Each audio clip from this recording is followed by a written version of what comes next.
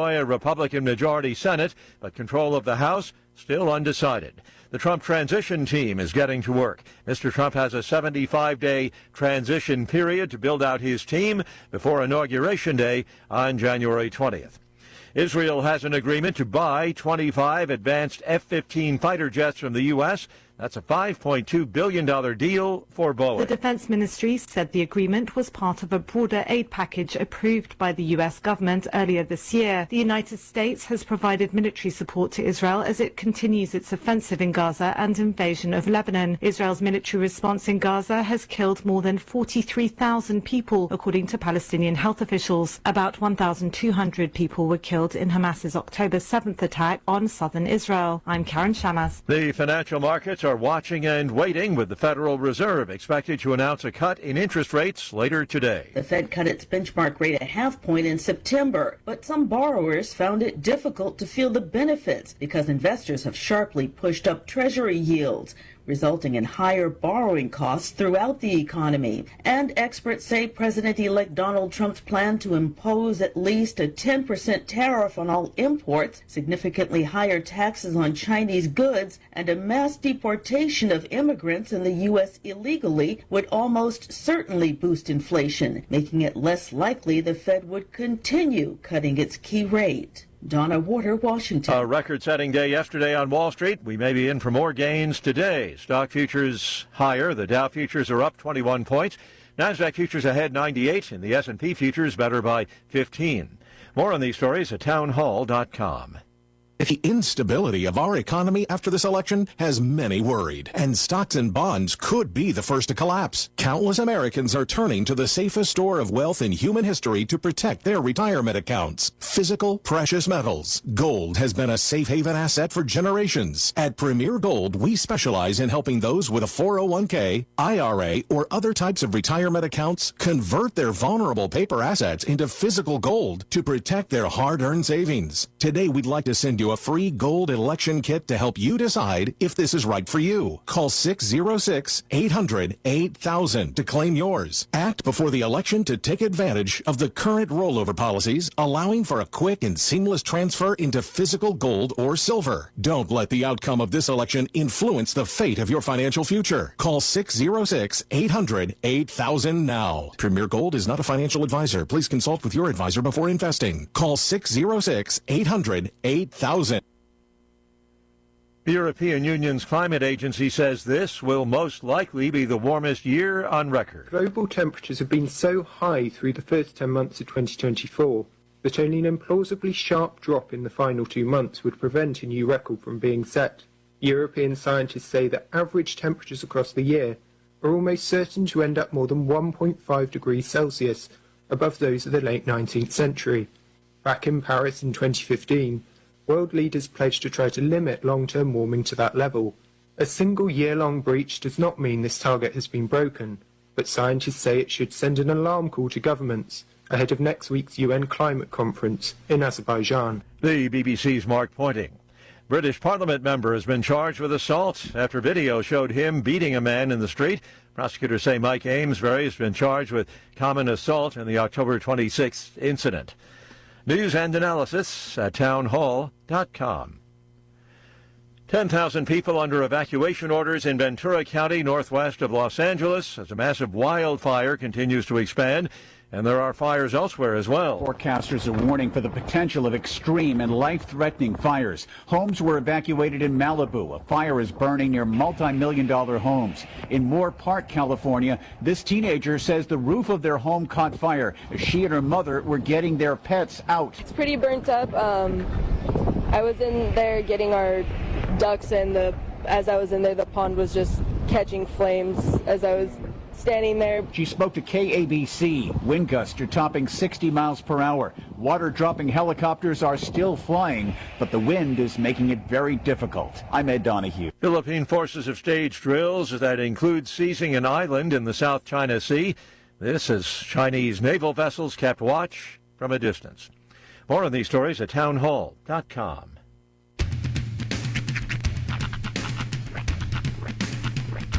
What in the wide, wide world of sports is going on here?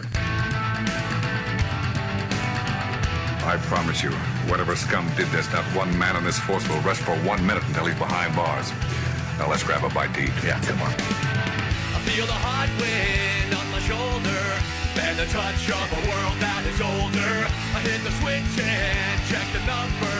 I leave it on and then I slumber. I hear the rhythm ringing through it. Flamenco guitar and cumbia music. I hear the talking of the DJ. The Travelician, what does he say? I'm on a Mexican radio. I'm on a Mexican radio. Broadcasting live from high atop the J.P. White Building in downtown Roswell, New Mexico. It's Mornings with Mike Winters on 106.5 Roswell's Talk FM. Is that what I sound like when I talk? Now, here's your host, Mike Winters. And good morning, one and all. Welcome to Mornings with Mike Winters. I am he. That would be me, Mike Winters. Happy rainy Thursday. Yeah, buddy. It is. It's drizzly. It is, but it's like a good kind of drizzle. Yeah, it's not pouring down. Yeah. It's more of just like a mist. Yes. A morning mist. A good moisture providing, not flood providing moisture. It's as dark right now as I was used to it being a week ago. Right. I'm just finally starting to kind of get used to the time change. Settling into the spring or fall back in groove. And I do this every time, regardless of if it's the spring or the fall. For the first week, I'll just do the math in my head and be like, well, of course it's dark this early. It's already 6:45, You're right. But then after about a week and a half, it just sort of meshes into this is life now. This is life now. Yeah. Yeah, I adjust relatively. Usually it takes, I'm going to say probably about Monday or Tuesday I was probably good. Yeah. And then I kind of really mine was thinking about it. Mine was thrown off too because my Monday felt like a Sunday because it was a travel day. Yeah. Oh, that's right. So you, yeah. Because your work schedule was different this week. So just a touch, yeah. Yeah, so it kind of messed that whole internal clock a little bit. Mm-hmm. Although it took a full day before I finally fixed the clock in my vehicle. Like I was driving around, and then that's when I realized it's not 4 o'clock. I'm like, it's 3 o'clock. I need to change. I know some people who just there and just do the back math. Yeah. Because it's gonna be right in 6 months. Right. Might as well roll with it, I don't know. I think the time change is just, I don't know. Everything seems to be breaking in my world right now. Really? Pull back the curtain at work with the computers and all that. Well, yeah, there's that stuff, sure. But, last night, washer stopped spinning.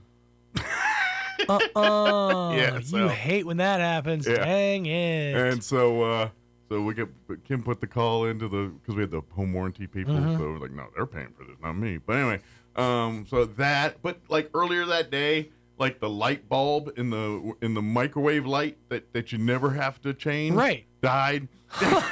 It's just been a series. The storm door was all beat up, so we had that replaced. I'm pretty sure that the microwave that I have now was handed down from a generation, yeah. And the bulb in there is still good. Yeah. That's and the crazy. ice maker kept freezing up, so I had to. It's an ice maker. It's supposed to. No, it is weird. Put it this way: whoever designed this particular fridge needs to go turn in their engineering degree, because it is. It's a side by side, but the freezing mechanism is in the it. Because what happens is it starts to, the electrics heat up and it starts melting ice, and then it puts water down the side, and then it freezes back up, and then it clogs up the machine. Right. And so you chip it out, and we've had the ice maker replaced 4 times in this thing, and all of them do the same thing. It is design flaw. And yeah, it sounds like it. I mean, and that makes sense too, because you need to have your electric wiring and things far enough away that they're not going to cause a problem with melting the ice. Yeah. It's because that is in and of itself it's like a repeating. It's a snake that's eating its own tail. Yeah. So basically, for the last 4 days, it's been nothing but that stuff. So I just saw Tom. I need to give you all some We got a busy show for you. We're actually going to have representatives from FEMA join us here in just a minute. Donna Frazier will be joining us, and Jose Gil Montanarez as well. They're with FEMA. They're going to give us an update as they are in town, boots on the ground, and all that good stuff, going door to door. Currently, I think they started yesterday, I believe. But anyway, so we're going to get updates and get resources from them here probably in the next 5 minutes or so. In the 8 o'clock hour, about 8:15, Dara Dana with her Daughters of American Revolution hat will join us, talking about their Veterans Day dedication on the courthouse lawn here Monday at 1 p.m. So we'll talk about that with her. And then Crystal Noble with the Humane Society will be back with us to give us an update on what's going on there and pets and dogs. I guess now that we're past Halloween, you can start adopting now that we're in the month black of and November. white cats and all that again. So good stuff. Yeah, and then I imagine they got some thrift store sales and stuff and going on too. So, all right, it is 7-Eleven. Fun is waiting for you. Sorry, it's my old brain. Back when 7-Eleven commercials. I'm sorry. Speedway, they have their big bites and big gulps and Slurpees now, but those are always 7-Eleven things to me. Well, and it's because it's owned by that company, and it's not the same. It really isn't the same when you go into like a Speedway, or in our case, a Stripes, and you get a big gulper. I did see him putting a Slurpee machine in one of the Stripes the other day, so I was like, is that a Slurpee machine? The lady behind the counter goes, I don't know, man. She just like, they're doing stuff. I don't know. Nobody tells me anything. Is that all? Just so over it.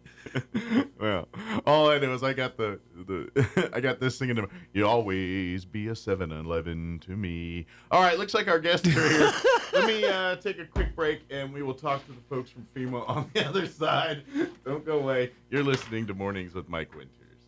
Attention, Roswell and surrounding areas. Roswell Ford knows recovering from an unexpected natural disaster is stressful, and our hearts go out to everyone who experienced loss due to the flooding. The damage left behind is devastating, but we're already seeing what it means to be Roswell strong, and we acknowledge and appreciate the heroic efforts of local authorities, first responders, and National Guard rescue teams. We've already received and continue to receive special shipments of new Fords and quality pre-owned vehicles available for immediate delivery during our massive Super Tent Sale. It's at our temporary location on West 2nd Street between Toyota and Allsup's. These new and pre-owned vehicles without flood damage are being offered to the public at unprecedented savings. We've instructed our staff to take any car in any condition. In fact, even if it doesn't run, we'll come get it and give you a generous allowance toward a new Ford or high-quality pre-owned vehicle. And we'll work with your insurance company to help you get what you deserve at Roswell Ford's temporary location on West 2nd Street between Toyota and Allsup's.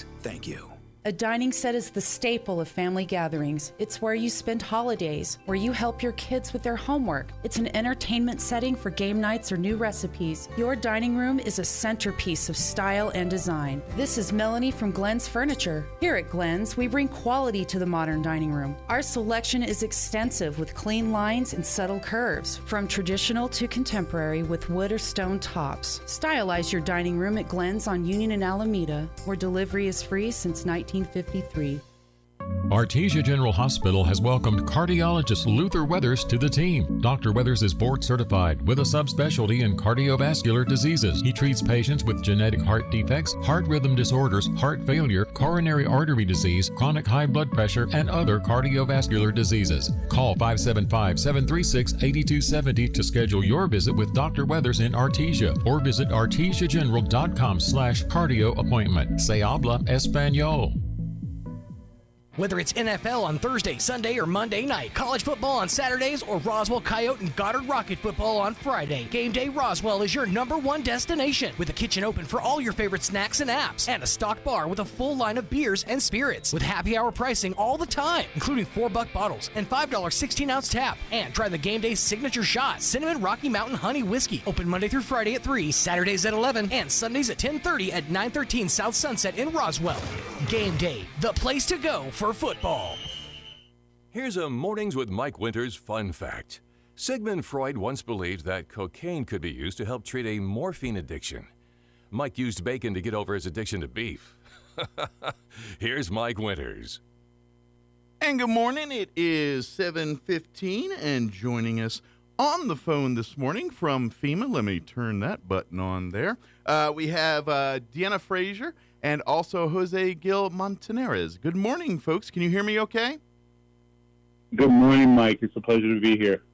Good morning. Good morning. Well, first off, thank you both for spending some time to talk with us here. Of course, with all that's been going on here in Roswell, hence the reason why FEMA is here, because of just the flooding and everything that's been going on. But as of the last several days, week here or so, FEMA is officially in Roswell. They are knocking on doors and visiting with folks. So I know when they first came in, folks were a little skeptical, and so we had to tell people, no, those are official folks. Let them in.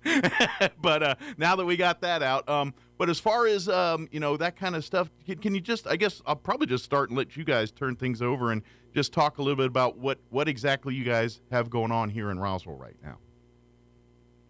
So Mike, that's a really good point that you start off with. That people might be leery about who's coming to their door, who is a FEMA or official person, as well as with everything that was going on with Ruidoso, there's been conversation of is FEMA leaving? Do they have the capacity to support Roswell? So it's important for everyone to know that we are definitely here. We have over 100 staff down here in the southern part of the state in order to provide support to Chavez County. So, yes, we will be housed in Roswell, but we will have individual teams that will be going out to all of the impacted areas throughout Chavez County from that recent flood. They are called Disaster Survivor Assistance, what we know as DSA. These individuals, they will be teamed up with our state counterpart from the Department of Homeland Security and Emergency Management, and they will have vests that say FEMA. They will also have official FEMA badges. So for anyone that feels leery about someone coming to their door asking them to apply for FEMA, they should ask for FEMA identification. So everyone will be equipped appropriately. Very good. So that first things first. So you'll see when they come to your door, you'll know they will, like you said, they'll have all their credentials and things like that. Now, I guess probably maybe the next question is what specifically types of resources and things are you offering to folks when you do visit the homes and things? What are types of, is it immediate stuff to long-term stuff, or kind of just talk a little bit about what kind of aid and support you're offering to folks as you go door to door? So with the Stafford Act, we have various programs that come under Stafford through FEMA. We also have our interagency partners and local partners that are also part of that long list of resources. In particular to FEMA, we have a program called Individual Assistance. Now, this is what is going to catch the attention of individuals, families, households, regardless if they're a homeowner or renter.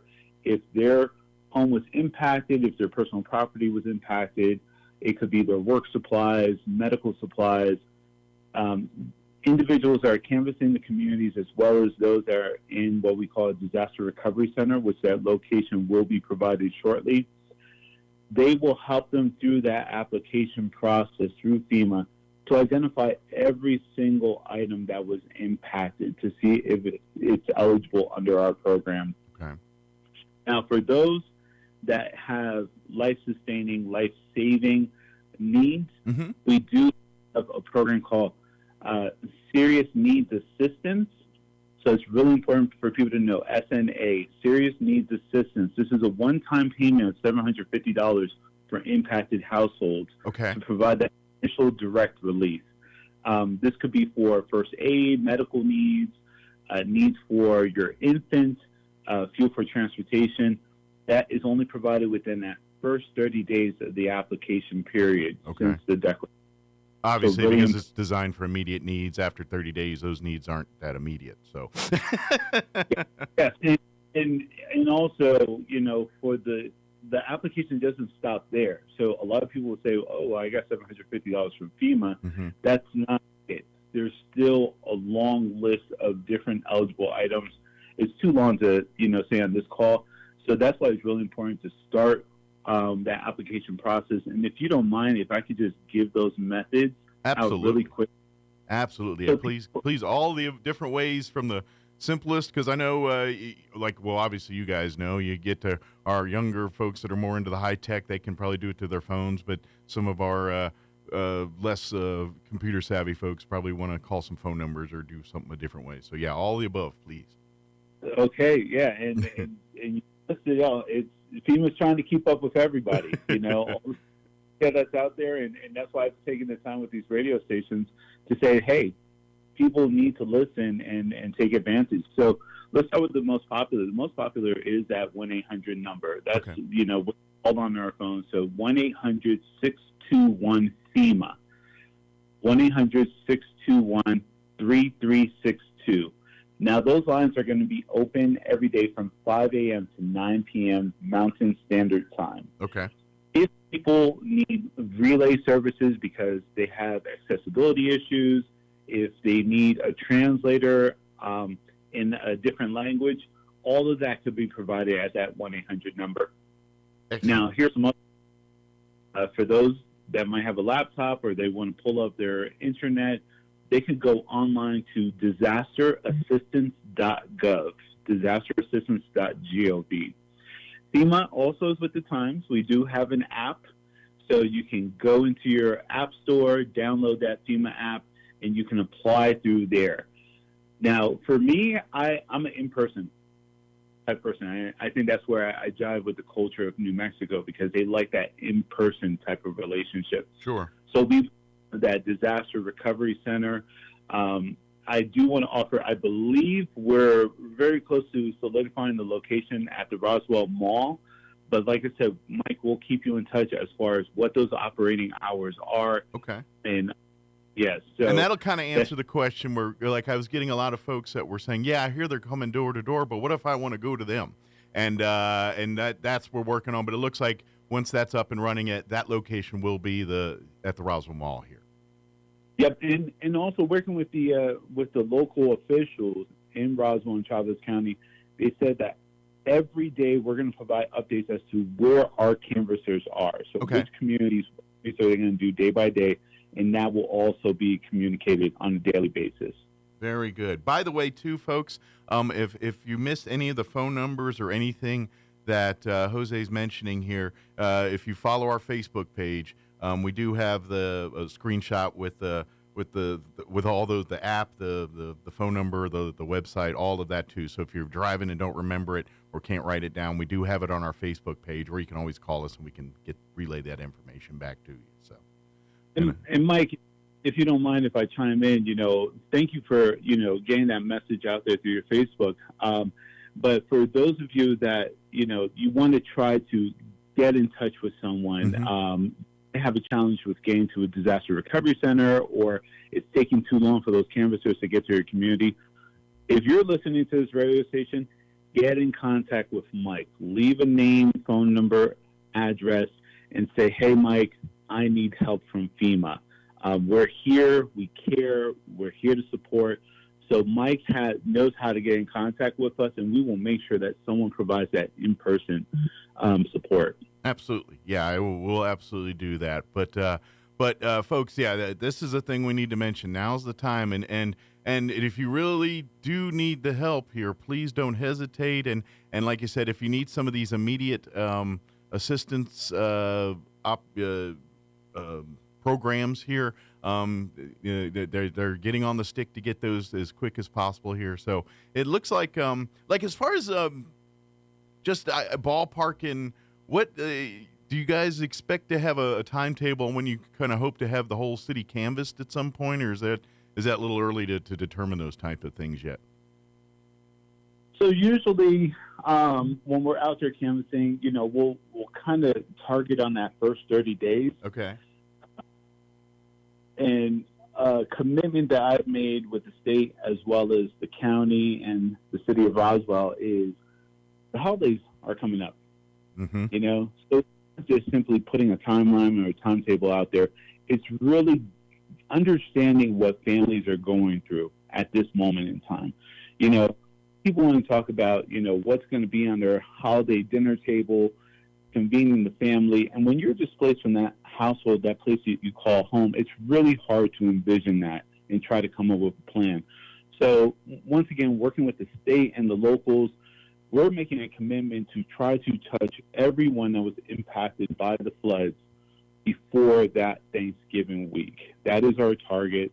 So we need the whole community support in order to accomplish the target. So we're teaming up with our voluntary agencies, our voluntary organizations, some of the local champions on the ground in order to make that touch, because it's not just the FEMA touch, it's disaster assistance. We need to make sure that people are connected to disaster assistance. If you don't qualify for FEMA, there's a whole bunch of hosts of resources, Small Business Administration, it could be USDA, the Department of Agriculture, it could be your local bank, it could be the South Army. So we just want to make sure that there's a touch point, and that's why we're going to be canvassing those communities alongside with the state in order to get to those homes. Absolutely. And really the thing is, like you said, it's all hands on deck. We use whatever resources that we can find and use to take care of folks. But that's kind of where you guys, that's where your strengths lie, because where FEMA, they can come in. Obviously, you guys have the resources and things, but you also have those connections where you can get the Salvation Army and various other state, local governments to kind of coordinate to all work on the same page instead of 12 agencies trying to cover 12. Because what happens is you get 12 agencies, and next they're all doing the same thing, and a lot of stuff gets missed. And so to kind of coordinate effort, we're saying, okay, we're focusing on this, and this. You get this, and this, and between all those coordinated efforts, no stone is left unturned here. So that's kind of that's kind of the effort what you guys do when you come into these types of situations. Am I pretty close, or am I off a little bit? You are completely correct. Once again, this is not physics. Yeah. This is something that is just homegrown in all of us, the sense of community and making sure that every stone is, turned over. And so while we say that, I know we've talked about Roswell, Chavez. Let me make sure that people understand, from Dexter, Midway, Hagerman, we hear you. We've been to your communities to already start figuring out how we need to posture and make sure that your needs are met too. So once again, we want to make sure that every neighborhood that was impacted by the flood is not left alone. So if you feel like we haven't made that touch, reach out to somebody. We will make ourselves available. Absolutely. Just to give, like you were mentioning, you're canvassing different parts. As far as on today's plan, do you know what parts of town they plan on visiting and starting to start knocking on doors and things today? So it's funny you mentioned, I just sent a message to my team. We drove back to Santa Fe from Roswell yesterday. We got caught up in the snowstorm, so we're still trying to shovel out our cars this morning. But I did send a note to the team. I know yesterday they were in the community around the zoo. Okay, around Spring River Zoo there, okay. Yeah, so, this is going to be in lockstep with the local emergency management on the ground. We know that team has been extremely busy, extremely efficient trying to meet those needs, not just for the declared floods, but also the subsequent floods as well. So they have that ground truth.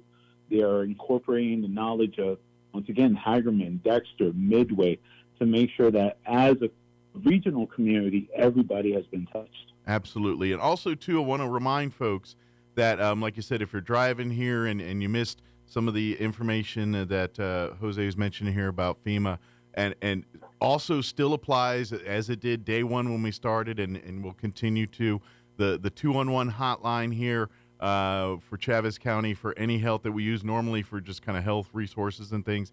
That is still an all hands on deck. If you got questions about anything, whether it's FEMA stuff to hey, where can I get a doctor? That number is still the kind of the catch all for all information. So if you are completely just I don't know where to turn, that 211 will still be that resource for you. So don't keep that one in your back pocket too if you do need it here over the next month, 2, or whenever. So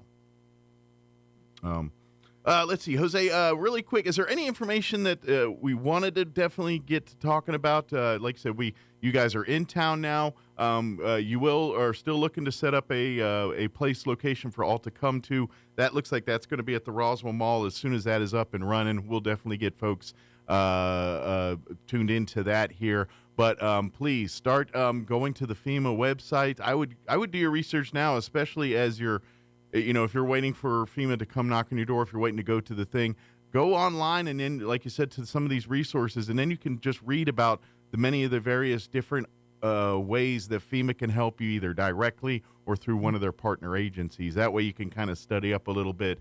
And because as you mentioned, Jose, there's really so many to mention on that thing. But if you do have some time today, maybe get online and see. You never know. You might look there and say, I didn't realize that's available. That could definitely help me out. Maybe I need to talk to FEMA about that. So even if you don't think you might qualify for some of this, get on there, and you never know. There might be some things that can get taken care of for you.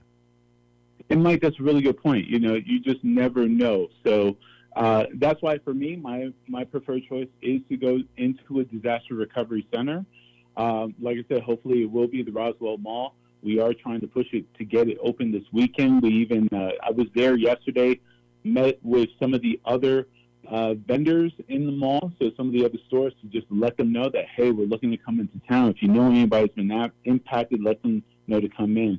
So that disaster recovery center is really important because it's not just FEMA there. So, if you exhausted all your options with FEMA that's eligible, we will have Small Business Administration there. They provide low interest loans, not only to businesses, but after a disaster, they also provide those low interest loans for homeowners that were impacted. That's a very interesting caveat that they have within their portfolio. Interesting, yeah. And those are usually way lower interest rate than what most banks offer, correct? Most definitely, most definitely. So, once again, you never know until you go there. We're also going to team up with some of the local organizations and agencies, our voluntary champions, that will also be housed there. So we're going to kind of work with them to get them in there. The state, the Department of Homeland Security, Emergency Management, they have a lot of different resources from the best practices that they've been learning over the years with various impacts that's been going across the state. So they will also be housed there in that disaster recovery center. So don't think of that DRC, that disaster recovery center, as just a place to apply for FEMA. It's really your disaster assistance support. It's a hub of multiple different resources in one area, one-stop shop. A mall within a mall, if you will. There you go. Get your shopping done, and then come over. Make sure that you take care of home so you're ready for the holidays. Excellent. Well, good news is if you personally are going to be having to be at that center there, they got some pretty good food spots in the mall there, so you shouldn't be hungry the whole day there if you get to cut out for breaks every once in a while. So there you go. Excellent. You go. But Jose, I do appreciate all this information, and folks, don't hesitate. Please, I like I said, I do your research and go get online and see. You never know. There might be lots of programs that be like, I didn't even realize that was a thing. I just kind of assumed I was kind of on my own for that one. And they'll be like, no, we can get, that's actually very interesting about the small business loans. They can, during times of disaster, they can kind of offer, residential loans as well, too. That's an interesting, that might be a game changer for some folks here, depending on your situation.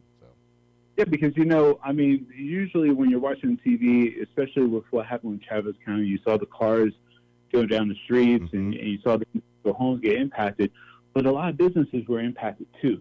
Absolutely. It's impressive business come up and running so quickly, but there are still some residual impacts, especially when you're going through the insurance process and you realize that maybe you were underinsured or inappropriately insured.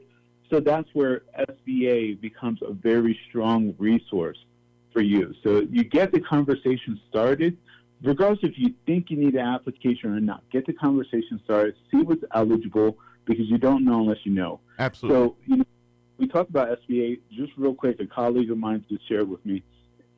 we wouldn't be here if it wasn't for the state.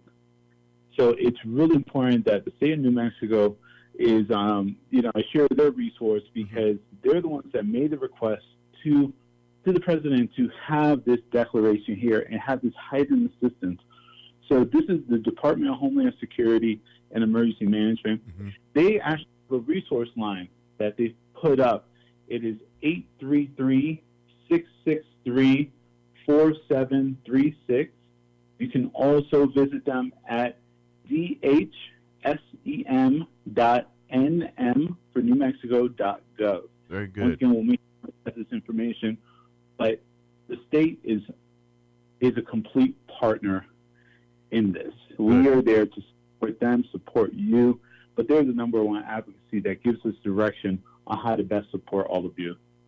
Excellent. So please utilize these resources. And if I remember correctly, I remember hearing, I think it was late last week, that the Homeland Security Emergency Management or Development, I can't remember the name of that section, but they were also boots on the ground going door to door like FEMA here. So you might see representatives from them around town as well too. So they're legit. They're here to help. Yep. Definitely. Like I said, we are in lockstep with them. When we do the canvassing in the community, we will be partnering with them to do the canvassing. They will be in that disaster recovery center. So seek that support. And just one other note, I know there's also been a lot of conversation that, we're going into the winter. It's going to be hard to do the construction. We're going to have to pace ourselves. Therefore, it's going to delay our return to home. Understand, FEMA is not just, financial support to help you build your home back. We also provide rental assistance. So for those of you that have been displaced, if you're eligible, there could be options to have a temporary housing solution. Okay. Whether it's rental assistance or some other form, working with our partners or through our own program. Because for me, when I see people go through a disaster, the first thing they want to do is they want some continuity of home. Sure. And when you that home, and sometimes it's not back to your primary household. Sometimes it's just a place where you're warm and you can convene family, have those home-cooked meals. So once again, you have to start that conversation, see if you're available for rental assistance, replacement, compensation for lost personal properties. So we got to get that conversation started. Absolutely. So please reach out. And like you said, expect them to come through the neighborhoods here. And as soon as we get the center established, more than likely going to be at the Roswell Mall here, we'll let folks know so you can start heading that way and getting some of these things taken care of. So, good deal. Is there anything, Jose or Deanna, that we wanted to cover that we just skipped over, or did we get it all? Deanna, I'll pass to you. Is there anything I missed? Anything you want to bring up? Yes, I think just add, how to get in touch with us one more time. Sure.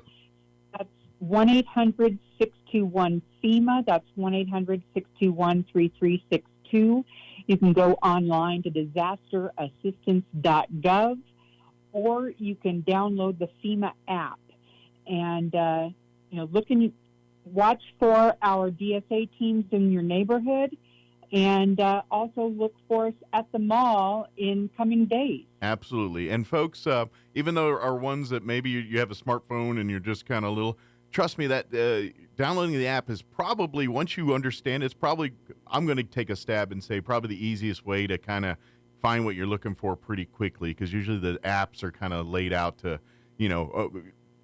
people think about it and they say, hey, what do people most need when they do this? And so odds are, if you're trying to answer questions, you'll probably find them faster through the app. That's just a guess or a hunch on that one. But you said if that's not comfortable, there's many other ways to find it out too. Yeah, thank you, Mike. And for me, the last comment I just want to say is for those of you that were impacted, as well as those that were not impacted, you're helping your neighbors. FEMA is here, FEMA cares, and we're ready to support. So just reach out to us. Excellent. Well, thank you both for spending time with us here today. I'm sure both of you got about 100 pardon the pun, but fires to stomp out.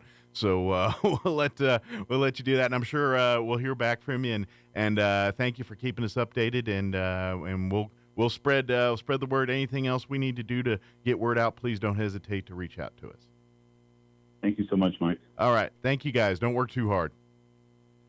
Thank you, sir. All right, bye-bye.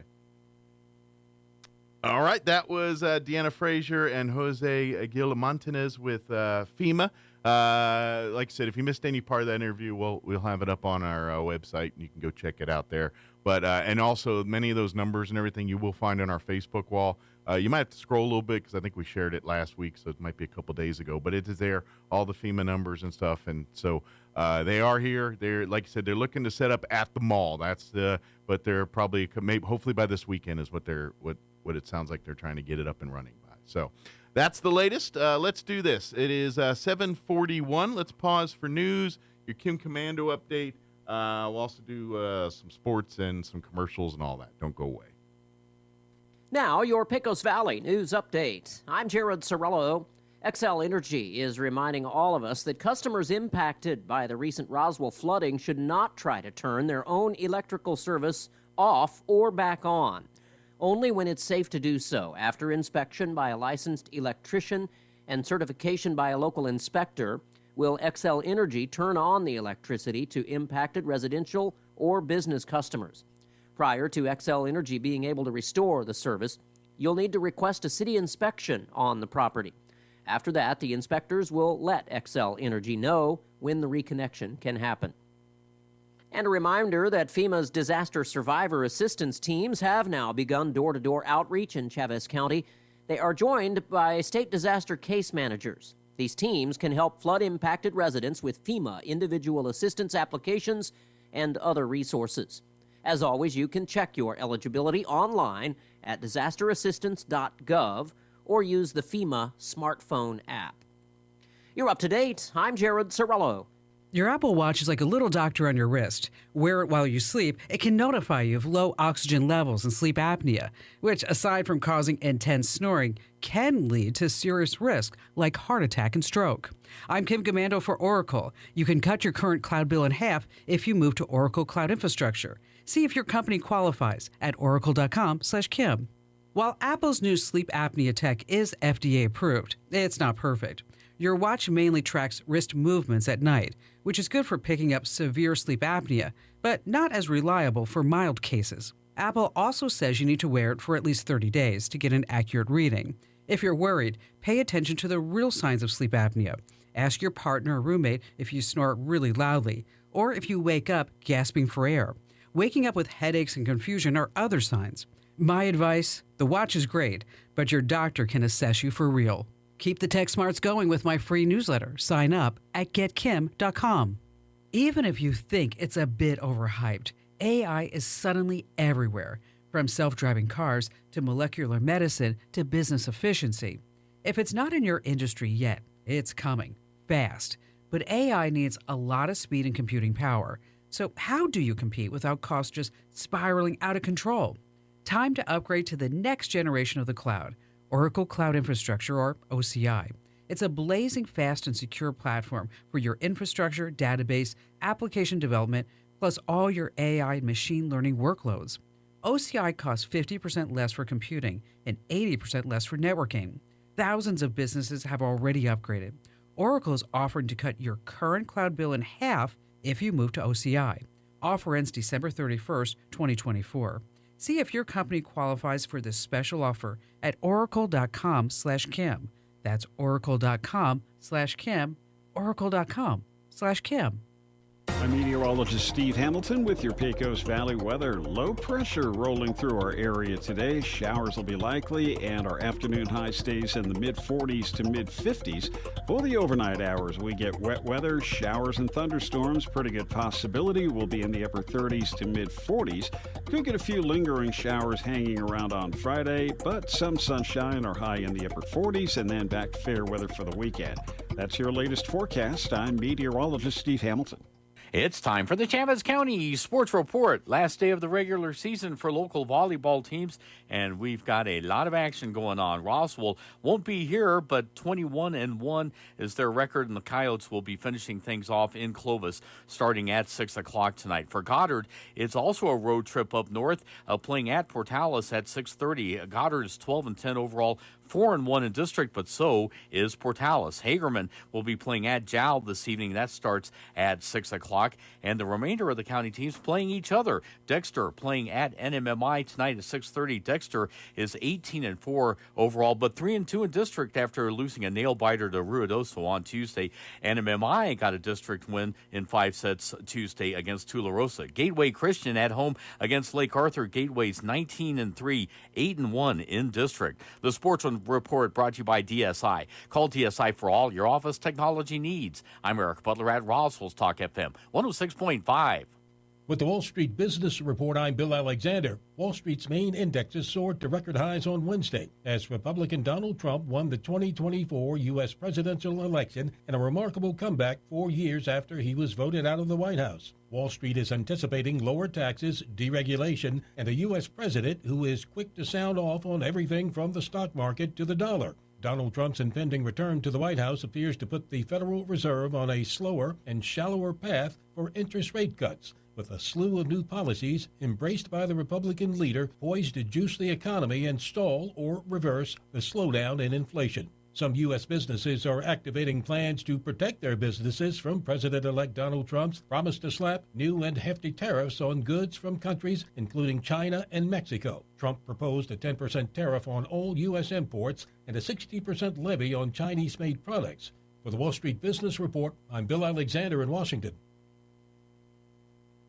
In times of need, it's important to know someone's got your back. Tape Ranch Auto Group is here to support our community in Chavez County as we recover from the recent flooding. To help ease the burden, we are offering $1,000 in relief recovery cash for those impacted by the storm. Use this $1,000 towards the purchase of a new or pre-owned vehicle as a boost to your trade-in value to help cover your insurance deductible, or even receive a check directly after purchasing a vehicle. And if you can't get your vehicle to us, don't worry, we're here to help. We can arrange to have it picked up and brought directly to our dealership. We know recovery takes time, and we're committed to standing by your side every step of the way. Let Tape Ranch Auto Group help you get back on the road and back on your feet, because together we're stronger. Whether it's NFL on Thursday, Sunday, or Monday night, college football on Saturdays, or Roswell Coyote and Goddard Rocket football on Friday, Game Day Roswell is your #1 destination, with a kitchen open for all your favorite snacks and apps, and a stocked bar with a full line of beers and spirits, with happy hour pricing all the time, including $4 bottles and $5 16-ounce tap. And try the Game Day Signature Shot, Cinnamon Rocky Mountain Honey Whiskey. Open Monday through Friday at 3, Saturdays at 11, and Sundays at 10:30 at 913 South Sunset in Roswell. Game Day, the place to go for football. At Martine's Capital Cafe, come in and enjoy a delicious variety for breakfast, lunch, or dinner. Try our burritos, huevos rancheros, asado, chorizo, sausage, flantas, fajitas, chili rellenos, quesadillas, enchiladas, sopapillas, and don't forget their award-winning green chili cheeseburger and so much more. Everything is prepared with the finest and freshest ingredients. Martine's Capital Cafe. Quality, value, tradition, and the most delicious New Mexican food since 1989. Open Monday through Saturday from 6 to 8:30 p.m. at 110 West 4th Street in Roswell.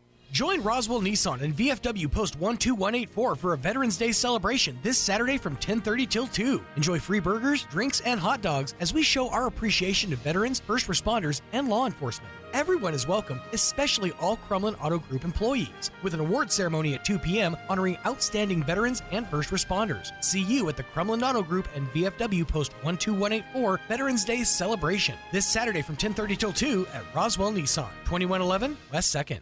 This is an important service update from Plateau for Roswell, Dexter, and Hagerman customers. We are aware that many of our valued customers in Roswell are experiencing service outages due to the recent weather event. Our teams are working diligently to restore services as quickly as possible. We understand how important staying connected is, and we appreciate your patience as we navigate these challenges. Please know that our top priority is getting services working safely and efficiently. Thank you for your understanding and support from all of us here at Plateau. Hi, Chef Anthony Noble here with the Valley Cafe at 801 West Brasher. We love serving you our delicious meals for lunch and dinner. The next time you're in on Monday or Tuesday, bring the family and take advantage of our kids' dinner special. With the purchase of an adult meal, you get a kids' meal for 20% off. That's right. Get the kids fed, save a little money, enjoy what I got cooking in the kitchen.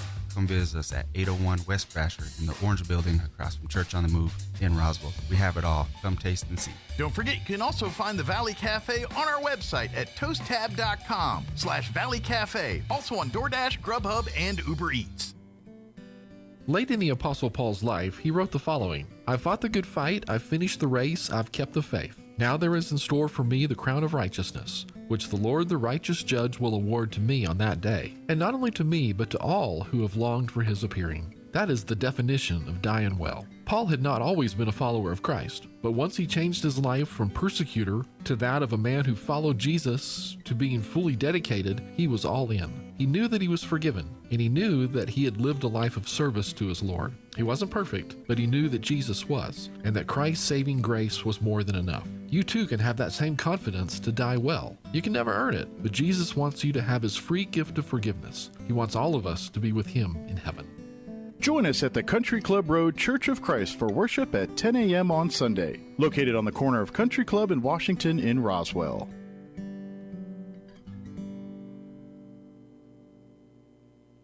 Do you love your car? Yes. Well, Roswell Hyundai wants to help you keep your current car with a lower payment. Introducing Refi with Hyundai. Roswell Hyundai wants to help you refinance your current vehicle with rebates and discounts to lower your payment. If you're ready to upgrade, Roswell Hyundai has a fresh inventory of new and pre-owned vehicles with special financing available regardless of your credit with I-10 accepted. Don't forget, all new Hyundais come with a 5-year bumper-to-bumper warranty and 3 years of free oil changes. So, what makes Roswell Hyundai the #1 used car dealership in southeastern New Mexico? You do. Roswell Hyundai, 1909 West 2nd. The road to the NMAA State Championship begins this Saturday for your Goddard Rockets as they travel to Lovington to take on the Wildcats. 106.5 Roswell's Talk FM and KSVPTV.com have got you covered. Join Chris Deck and Chris Roybal for the pregame show beginning at 12:45 and kickoff at 1. Rockets versus the Wildcats of Lovington in playoff action. Saturday beginning at 12:45 on 106.5 Roswell's Talk FM and online at KSVPTV.com. Here's a Mornings with Mike Winters fun fact. The Goodyear Rubber Company researched and concluded that shoes wear out faster on the right foot than on the left. To fix this, just walk backwards for half the day. Here's Mike Winters. And good morning. It is 7:52. Got a few minutes before news at the top of the hour here. Don't forget, today is the Veterans Day Assembly at Goddard High School. They're going to have the reception beginning at 1 p.m. and then the assembly at 1:30. And I would love to invite all veterans and, of course, their families to come out and be a part of this. It's really a cool deal that they do at Goddard. It is. I mean, all the schools do an amazing job, but Goddard just kind of goes level 11 with it. Roswell Highs will be tomorrow, but Goddard High is today at 1 o'clock. Get on out there, and it's really cool. I hope veterans really do make a point to go out and do that today. Absolutely, it's a big celebration. I know we only have a couple minutes. I just delighted myself with a story. I was about to say, there are sometimes you do a story and you just crack yourself up. So I do a segment on my other show on our sister station, 92.9 The Brand. Take a listen. Yeah, you give it a shot sometimes. But a good news segment, and I was talking about a miniature horse named Butter, who fell 15 feet down a well, and firefighters worked until 10 p.m. into the evening to get this horse out of the well. They said the firefighters were shocked that the horse wasn't seriously injured. But it was a little horse. I mean, I'm sorry, I made that joke, and then I had to stop and giggle to myself. I'm like, good job, Sean. Good job. You belong here. You belong in morning radio. Dad joke 12, level 12. So good. It's just a little horse. Yeah. I love working the egg stuff in. That's right. My favorite. The egg stuff. Egg slit. Sounds like excruciating. But anyway. Sometimes the classics are the best. He said a little horse. He said a little horse. But yeah, got our Veteran Day today. Yes. Of course, the Veterans citywide will be on Saturday.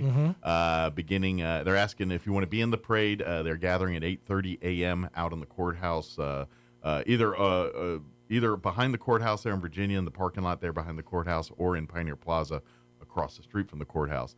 Ceremony will start at 9 a.m. on the courthouse lawn. The parade will kick off shortly thereafter, and it'll start on Main Street by the courthouse lawn and head north and end up at the Wool Bowl there. So that's this Saturday. Yes. And then, of course, Veterans Day proper on Monday. Of course, NMMI, I'm not sure if they're still taking applications or reservations for their Veterans Day breakfast. Of course, we got a Veterans Day dinner that night as well, too. November 11th at 5 p.m. at First United Methodist Church. Free Veterans Dinner there where they're going to be doing smoked chicken breast or brisket with some sides. Music by Mary Gonzalez and Danny Castro, and they're going to honor veterans Jack Swicker, Jim Castee, and Jaime Fierro. So nice. That's Monday night at 5 p.m. And then 1 o'clock on Monday, as a matter of fact, Dara Dana is going to join us next hour from the Daughters of American Revolution. They're going to be doing a placard dedication on the courthouse lawn at the Veterans Memorial there at 1 o'clock on Veterans Day as well, too. So that's what I know about some of the veteran stuff on tap there. Real quick, I got to mention this, and it's because I'm a Commanders fan, and I'm going to talk about it for a minute because I was just, and it's not politics or flooding, so it's different. There you go. So, but I was, dude, Jaden Daniels again. I just was reading another thing. I'm trying to find this kid. I can't. People aren't perfect. But I'm trying to find something like that this kid's not. I'm like, and this is why I'm bringing up the latest. Like I was sitting there online, and of course, for folks that if you know him or know of him a little bit, he was at Arizona State, and then he went to LSU, and so he's kind of he's a 5-year quarterback in college, and so he kind of played a little longer. But here's the thing I didn't realize: he played his 3 years there at Arizona State. He graduated with his bachelor's degree at Arizona State in 3 years. When he was at LSU, he's working on his master's. Really? Yes. Wow. So I didn't hear if he got his master's, but that's where he was at LSU. So not only was he a 5-year quarterback and all that, but he's actually getting bachelor's, master's degrees. That's like when you find out the dude in Queen is a rocket scientist. It's like, wait, what? Well, and it does explain a lot because he's very methodical on how he does things, and like if the only knock, if I had to even say a knock right now, and it's just he's skinny. Which means he makes me nervous every time he gets hit. But that's the thing. If you're if you're a well-protected quarterback, that shouldn't be a problem. As long as he's got his, that's true. He's a runner, and he escapes, and he's going to take hits. But that's what happens when you're small is you can slip around. You get those cracks and crevices. Knock on wood, but he did get hurt for a while, and he missed He missed half a game. He needs to insure his ankles because when you're small like that, the ankles, the knees, the hips, those are the first things. He's not small, he's skinny. He's limber. He just looks skinny. He's not small. He's 6'4" or something. Wow. Yeah, he's not small. Right. He looks skinny. He doesn't it's hard to put weight on a 6'4" frame, you know? But the thing is, he doesn't need it because clearly he can throw it a mile. He can run like the wind, and he's smarter and all get out. Like he's the full package. He's like this. Like, you know, this is where I'm like, you remember those, like when they take a picture and they get like an NFL quarterback and they got like Tom Brady's brain and so-and-so's arm and this leg. And he's that. They just put Jaden Daniels up there now, and that's him. We have built him. We had the technology. And I'm like, man, this kid. And so I'm if we can keep him healthy and they feel like they're doing everything right with him in Washington now, and to be honest, this is the difference between this and 2012. Now, how long before he decides, oh, okay, great, now I'm going to move on and go to like the, Patriots or something? No. Move on to a winning franchise. Well, that's just it. He's creating one, I know. We're 7-2 right now. We are a winning franchise. We just made a big splash in free agency this year, or at the trade deadline. Normally, when you're a loser team, you're selling at that time. We usually sell. We're not. We bought yesterday. I don't remember that happening. I'm just saying, unless Dan Snyder was just doing Dan Snyder things. But Yeah, no. I think Washington's it. He's turned that, him and everybody else, of course. Sure. Peters is a big part of this and the ownership and all that. But no. I think you're looking at the next New England Patriots and the Washington Commanders. All right. The next, or Kansas City Chiefs. Bold statement, Cotton. Let's see if it pays off. I think that's what they're building in Washington right now. I think you're going to hear about this team, and they're going to annoy Cowboys fans for years to come. See that? Now you're speaking my language. There you go. 8 o'clock, you're listening to 106.5 Roswell's Talk FM, KEND, Roswell, New Mexico. We'll be back on the other side news. News this hour from townhall.com. I'm Rich Thomason. Now that their man has won the race for the White House, members of the Trump transition team are getting down to business. There's a lot of speculation as to who Mr. Trump might appoint to key positions, including cabinet posts. We know that Donald Trump is someone who likes to keep his inner circle. We've seen a recent tweet from Tiffany Trump showing a family photo, and in that photo, Elon Musk, a huge backer of Donald Trump. On the road, Donald Trump has said that he could have a role, quote, tackling government waste. Another names to watch, RFK Jr. Donald Trump has said that he could have a role in health policy. The BBC's Helena Humphrey. After putting it off for a while, Kamala Harris yesterday conceded the race to Mr. Trump. Harris called her rival to offer congratulations on his successful re-election bid. A senior Harris aide said the vice president discussed the importance of a peaceful transfer of power and being a president for all Americans. A spokesman for the Trump campaign said that in the phone call, the former and future president acknowledged Harris's strength, professionalism, and tenacity throughout the campaign, and both leaders agreed on the importance of unifying the country. Greg Clugston, Washington. President Biden will deliver a post-election speech from the White House later this morning. Rescue operations ongoing, the scene of a tour bus rollover on an interstate in the Rochester, New York suburb of Chili. Federal Reserve poised to cut its key interest rate for a second straight time. Word on that expected later today. The Labor Department says jobless claims were up last week. They rose by 3,000 to 221,000 for the week of November 2nd. Watching Wall Street this morning, stocks modestly higher with the Dow up about 54 points. The NASDAQ doing better. It's up 197 points. More on these stories at townhall.com. Here's an important message from the Diabetes Solution Center. Do you like pricking your fingers to test your blood sugar levels? No one does, but it's important to maintain your health. And now, by wearing a small remote device called a continuous glucose monitor, or CGM, you don't need to prick your fingers anymore. It's easy to use and helps you make more accurate diabetes treatment decisions. If you are testing your blood sugar 3 or more times daily, injecting insulin, or using an insulin pump, call the Diabetes Solution Center right now. And if you have Medicare or most major insurance coverage, you may be able to get a new CGM at little to no out-of-pocket cost. Shipping is free, and we'll even bill your insurance company for you. If you are testing your blood sugar 3 or more times daily, injecting insulin, or using an insulin pump, call the Diabetes Solution Center right now to learn how to end the painful finger sticks and get your own continuous glucose monitor, or CGM, at little to no out-of-pocket cost. Perhaps more than many other countries, China will be affected by the new U.S. administration's trade policy. China's top legislative body is meeting this week, in part, to determine the size of a stimulus package to strengthen the country's fragile economy. It's widely reported that Beijing will adopt a bigger stimulus in the wake of the U.S. election result. On the campaign trail, Donald Trump repeatedly promised to raise Chinese tariffs by up to 60%. The BBC's Celia Hatton.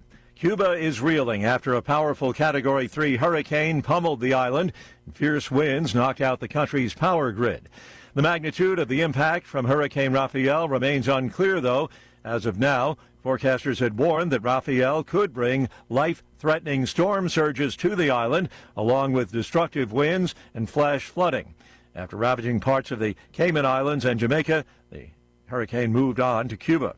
News and analysis, townhall.com. The on-again, off-again deal that could spare the lives of several alleged 9/11 plotters is on again. A judge at the Military Commission at Guantanamo Bay, Cuba, has ruled that plea bargains struck by alleged 9/11 mastermind Khalid Sheikh Mohammed and two others were valid, blocking an order by Defense Secretary Lloyd Austin to throw out the plea deals and continue the trial, a government official said Wednesday. The official spoke on condition of anonymity because the order by Air Force Colonel Matthew McCall had not yet been posted publicly or officially announced. Keith Peters reporting. A wind-driven wildfire in Ventura County, northwest of Los Angeles, has destroyed dozens of homes. The fire also forcing thousands of residents to flee the area. Some 14,000 people have been urged to leave as the so-called mountain fire expands for a second day. More on these stories at townhall.com.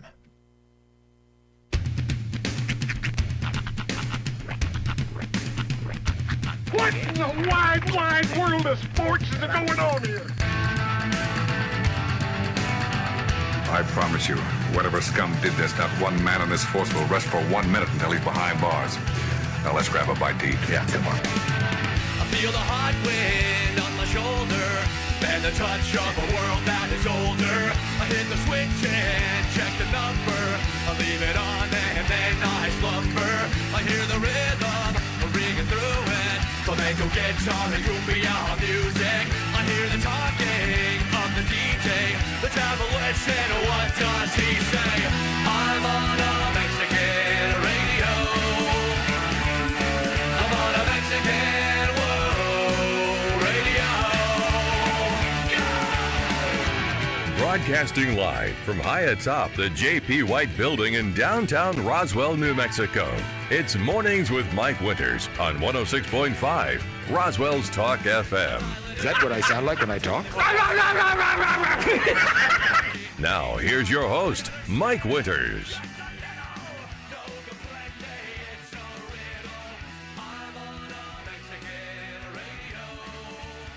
And good morning. It is 6 minutes after 8 o'clock. Welcome to hour number 2. The Deuce. The Deuce. Yeah. The Deuce indeed. Of Mornings with Mike Winters. Right here on 106.5 Roswell's Talk FM. Happy Thursday. Yes.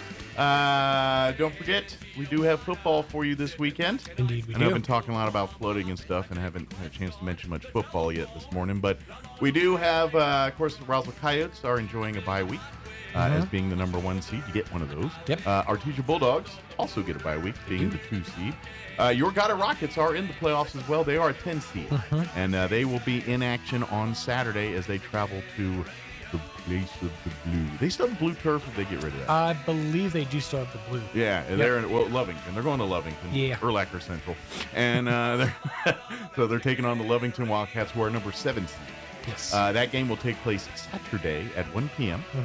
We will have that game for you right here on 106.5. A little bit different. Normally it's a 106.1 thing for Goddard. Yep. But we have remotes and things, and so and we don't have a Roswell game. So guess what? We're going to put it on our talk station. Which, by the way, we have to start getting used to. It's La Pantera. Yeah, I forget it's not Piero anymore. 106.1.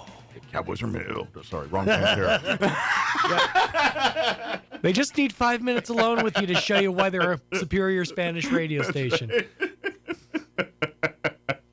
But anyway, so Goddard, so you can hear the game right here on 106.5 Roswell's Talk FM. Yep. We did procure the rights to stream video, so we will have a video of the game in the Goddard Rocket channel at ksvptv.com. That will be normal. But if you like to listen on the radio, it will not be on 106.1. It'll be on 106.5 right here, just a couple notches down the dial. It was a ladder match, actually. A nonstop brawl to almost to the death. ProView was on one side, we were on the other.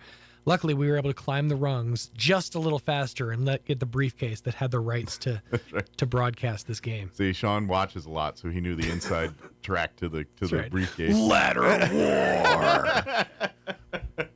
I mean, that would be a lot more interesting way to determine rights for a football game, right? Sure. Throw it in the ring. But I would also offer, you have to add a category. Okay. Persona. Ah. Like you got like you would. Like, we're going to make you our gladiator just because you're our ex de facto wrestling guy. Sure. But you got to come up with your character, your whole spiel, the whole deal, and we'll get our NMAA or ProView rep Yep. And they can come as their character of choice. Already got you. Mine's masked. He's Okay. he's a luchador, but luchador? born in America, so he was actually just he's just a masked wrestler. He identifies as a luchador. Call him Luke. His Adore. His pronouns are yo and quiero. But yeah, no, that would be my persona. Okay. Yeah. So, but would he be like would he be a bad guy, or would he Well, be actually, no. He's a face. He recently retired from he was running a dog and baby sanctuary in Mexico City. And he retired from that to pursue his dreams of fighting for football game rights for small towns in southeastern New Mexico. So he gave up his philanthropic thing of helping babies and puppies? He had an oddly specific dream. All right. Yep. Is his name Luke Adore? Are we going to go with something else? I was thinking more like an El Generico, but I like Luke Adore. That's good too. Yeah, I could go with that. But anyway, all right. All right, Proview, bring your match. That's right. Luke Adore versus your guy. Who you got? Anyway. See you in the county coliseum.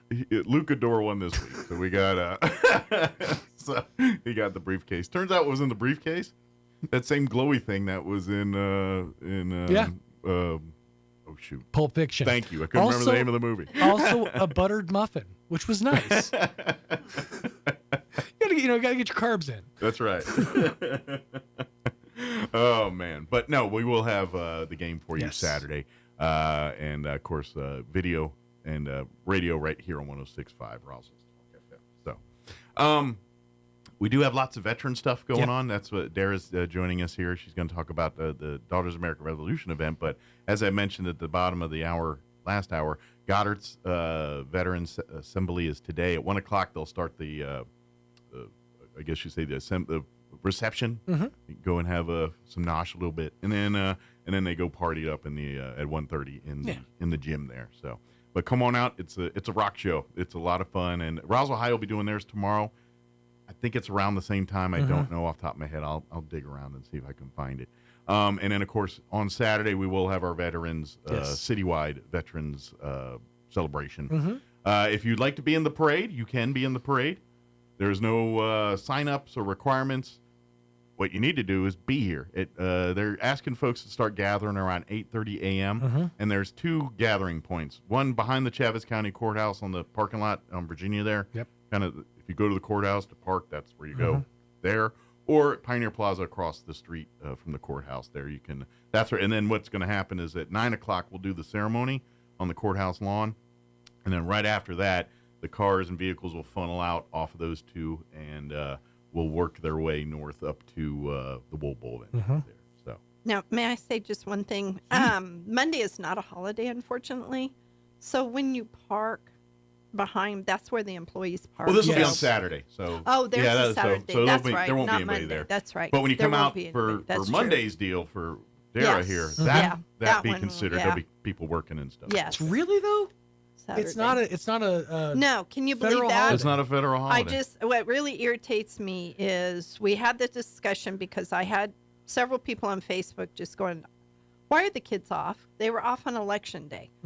Thanks to your New Mexico legislature in their infamous wonder. They did that, but not Veterans Day. Right. Now go figure. Go figure. Well, they didn't even use all. Now, granted, they used Sierra and I think was it we don't use a couple of schools, but they didn't use every school. No, we don't use too many schools. For that reason, we were trying to be, and you have to have ADA. You have to have within, and there's all a lot that. of That's red why, tape to cut through. Yeah. But I remember so, when I was in school, when I was in Roswell High, we had an election that year I was in Roswell High, and they just cordoned off the where the booths were, and they let us go about our business at school. Yeah, I remember. That's what now, we granted, would I do. didn't go to school here, and it was a few years ago. But in Maryland, that was the same. Like our middle school, I remember our middle school was a polling location. And yeah, they partitioned that off, kind of like, all right, kids, you do not go here today. You're gonna, our class will be in the gym or whatever it is. They also made it a teachable moment. Exactly. This is this democracy is in what they're action. doing. We were watching the process happen. I was floored, and then everybody on Facebook going, "What am I going to do with the kids?" All of a sudden, I've got this wonky. I have day. to go stand in line to vote, and at the same time figure out who's going to watch my kids. Yes. I hope. Obviously, parents with kids of appropriate age took their kids with them when they voted. A lot of people did. I hope they did. Yeah. Obviously, parents do your thing, which is appropriate. But I hope a lot of them said, "Yeah, come on and sit and." I would rather have them be off on Veterans Day so they can attend stuff and learn. And have that teachable. I heard it was funny. Seth Meyers was talking about how he took his son with him when he voted, and how he knew his son had a great time. He left with 40 stickers and 20 pins. That was my girls. They would go with me. And that was also brought up. He said election day is the only adult activity in which stickers are involved. Yes. That should change. Yes. We should get reward stickers for more things in life. I told y'all what I said on Thursday. Yes. Side taco. The tacos. Thank you for your vote. Here's a side taco. Enjoy your taco. It's the little things, though. My dad used to reward his college students with M&Ms, and they would. And he's like, "Yeah, it works." And it's like, these are grown adults. And he goes, "Nope, everybody wants a reward." Everybody loves it's the little things. Yeah. That's why there is. That's why there's so much of this. And the stickers actually work. It's really kind of funny because, it's a point of pride. Absolutely. I've been to people and they're, I didn't get my sticker, so they'll run back. And it's like, it's a sticker. Right. Yeah, it's a sticker. It's fun, though. Yeah, it is fun. Your inner 7-year-old comes out when you're like, ooh, what am I going to put this on? Yeah. Yeah, true. Very true. But it is, absolutely part of that. It is the big thing here. But, again, got all these Veterans Day stuff. Please get in there, involve. And if your children's schools are doing their please, and you're a veteran, please make points to attend to those. It was always fun. I always enjoyed it. I went because I was a parent and my dad was in, Army, Korean War. Right, he's a Korean War veteran, right? And I would go. Chisholm Elementary was where my daughter went first for kindergarten and first grade through third grade. Oh my gosh, Chisholm the little bitty school did so much fun. It was so neat. It is. It's really cool. It was fun. And the old, we had a lot of old Hispanic veterans, and they just got the biggest, and their grandkids are doting on them, proud. Absolutely. It was so cute. I love it. And here's why I say, because veterans, and y'all, this, they're not spotlight people by and large. They're not people that generally like the spotlight, and so I do this every time, and I'm going to continue to remind it. Yes, the Veterans Day celebrations are for you, but they're not only for you. Yes. By you coming and showing. By you allowing people to celebrate you, you're actually inspiring the next generation of children to be you. Right. To be the next generation, because guess what? We're not going to stop needing military presence after we are gone. We're going to need the next generation to be the veterans, to be the people that do these things. And so when you come out and you see a room of people celebrating you, some kids in the crowd are saying, "Wow, that person means something. I want to be like that person." That's what you're doing. Yep. So yes, please come to these events. It's a good thing. Yes. Absolutely. So box done. Yes. Me too. I'm right there with you. All right. It is 8:17. Dara Dana officially going to join us here in just a bit, wearing her DAR hat today again to talk about the veterans placard dedication here on Monday here. So that's coming up. Before we do that, let's take a gander at your weather. Rain's coming. Rain's already here. Rain here. Rain's still coming and already here. I'm meteorologist Steve Hamilton with your Pecos Valley weather. Low pressure rolling through our area today. Showers will be likely, and our afternoon high stays in the mid-40s to mid-50s. For the overnight hours, we get wet weather, showers and thunderstorms. Pretty good possibility. We'll be in the upper 30s to mid-40s. Could get a few lingering showers hanging around on Friday, but some sunshine, our high in the upper 40s, and then back to fair weather for the weekend. That's your latest forecast. I'm meteorologist Steve Hamilton. Thank you, Steve. Currently 39 degrees here in Roswell. Overcast. I needed to tell you that. Humidity is at 89%. Winds currently out of the northwest at 15 miles per hour. We are looking at, they've got a whole word salad here. Hold on. Let me read this to you. Because they like to say, and then the rain between this time and then between this. So here's what we're looking at. A 60% chance of showers. I will pretty much all day. This is what they're telling me. A chance of rain before 11, then showers likely, possibly a thunderstorm between 11 and 2. Then a chance of showers and thunderstorms after 2. So we got a chance of rain all day, folks. Cloudy, high near 44 today. That's the part that's going to be surprising. We're only getting to 44 today. Winds will be out of the north 10 to 15 miles per hour. They're saying we'll probably get less than an inch of rain, less than a tenth of an inch of rain, except if we do get a thunderstorm, that'll tip those numbers up a bit. Tonight we are looking at a 60% chance of showers. They're saying mainly before 11. Overnight low of 40. So to be honest, we're only, I mean, the 44 is the high. Our overnight low is 40. I mean, that's kind of, so it's actually going to be warm overnight compared. And then winds will be out of the north 10 to 15 miles per hour. That's the part, those breezy winds. You'll notice that when it's cold. But they say could see another tenth to a quarter inch tonight. So Friday, we are looking at a 30% chance of rain, but that all wraps up early. They're talking by 8, 9 in the morning. That should all start dissipating. Mostly cloudy early, then gradually getting sunny. We'll be in the 50s tomorrow, 53 for a high with northwest winds at 10 to 15 miles per hour. We're hitting right at the freezing mark Friday night. Friday night, overnight low of 32 under clear skies. I guess I don't think we've officially hit a freeze, but that might be it. Gotten to 31, but I'm when everybody else is kind of halfway decent, I'm like, I'm out here freezing. It's cold out in the right sticks, there, just a little cooler out there, in the boonies. But so if we, I don't know, but looks like Friday night is going to be cold. Yes. And then Saturday, sunny and 63. Winds will be out of the south, 5 miles per hour. So I bet might be pretty nice for watching football on Saturday. Yes. Or coming out to the Veterans Day Assembly Saturday morning. And then Saturday night, mostly clear, 34 for an overnight low, and then sunny and 68 on Sunday. And then for your Veterans Day proper, sunny skies and 72 for a high. So sounding pretty beautiful for Monday. Yes. So, well, excellent. That's living in New Mexico. That's right. You don't like the weather? Just wait. It'll change. Wait, it'll change. All right. It is 21 minutes after 8 o'clock. Let's take a quick 3-minute break, and then we'll talk with Dara Dana and talk Daughters of the American Revolution on the other side. Don't go away. You're listening to Mornings with Mike Winters.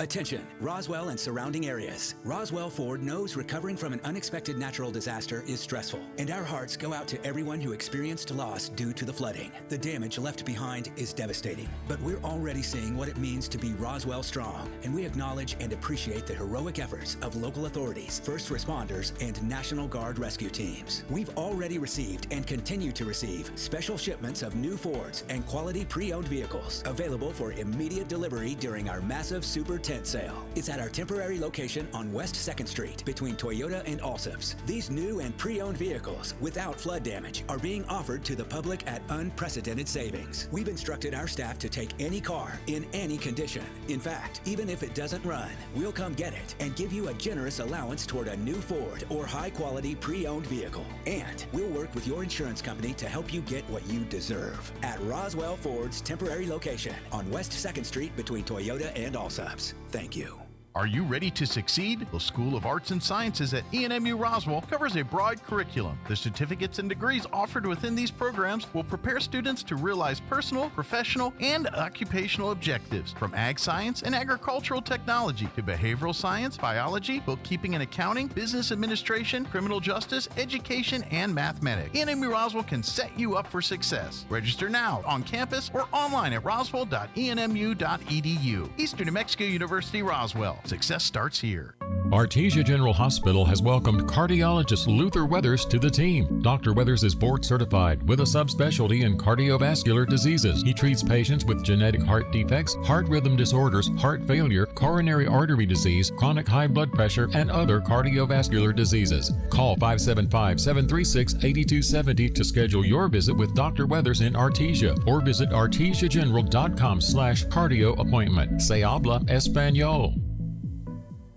Pressure Services, LLC in Artesia, New Mexico has immediate openings for experienced vacuum truck, kill truck, and hydrovac operators. Operators must hold a Class A CDL, at least 2 years of experience, and all positions require a clean driving record and must be able to pass a DOT drug and alcohol screening. Pressure Services offers great pay with IRA benefits and employer contribution towards health benefits. Please apply in person at 2702 North Freeman in Artesia, New Mexico. Equal opportunity employer. When others say no, Roswell Hyundai says yes. The bank manager is at Roswell Hyundai for a short time to say yes. No social security number or ITIN number? Yes. No driver's license? Yes. It doesn't matter. Roswell Hyundai says yes. If you have a job that earns at least $12 an hour, Roswell Hyundai wants to say yes. Roswell Hyundai wants 100% approval, which means they want to say yes to you. Yes. Get zero down, yes. zero payments till fall, yes. plus up to $4,000 more for your trade. Yes. On now at the home of Roswell Hyundai, 1909 West 2nd. Yes. Here's a Mornings with Mike Winters fun fact. Linen can absorb up to 20 times its weight in moisture before it feels damp. Now, you don't have to get up in the middle of the night to go to the bathroom anymore. Here's Mike Winters. And good morning. It is 8:25, and now officially in the studio, Dara Dana, by day County Commissioner, by night daughter of the American Revolution. Yes. Actually, it could be day. It just fluctuates. But she wears two hats. I'm not Yo Quiero Luca. There you go. I'm going to have to find me a name now. That's right. You know but what? it's going to begin with Yo Quiero. There we go. I don't know, with the Dara Dana, I feel like you could ride that into something. Yeah, the DD. that's true. You could DD. do something. Dynamite, something in there. We could work it in there. The first time I ran for state rep, when you run, you have it as your official what's on your voter registration. It was Dara A. Dana. Okay. I had a guy call me and he said, I think this is you, but I'm not real sure I really want to vote for you. But this sign says Dara Dana.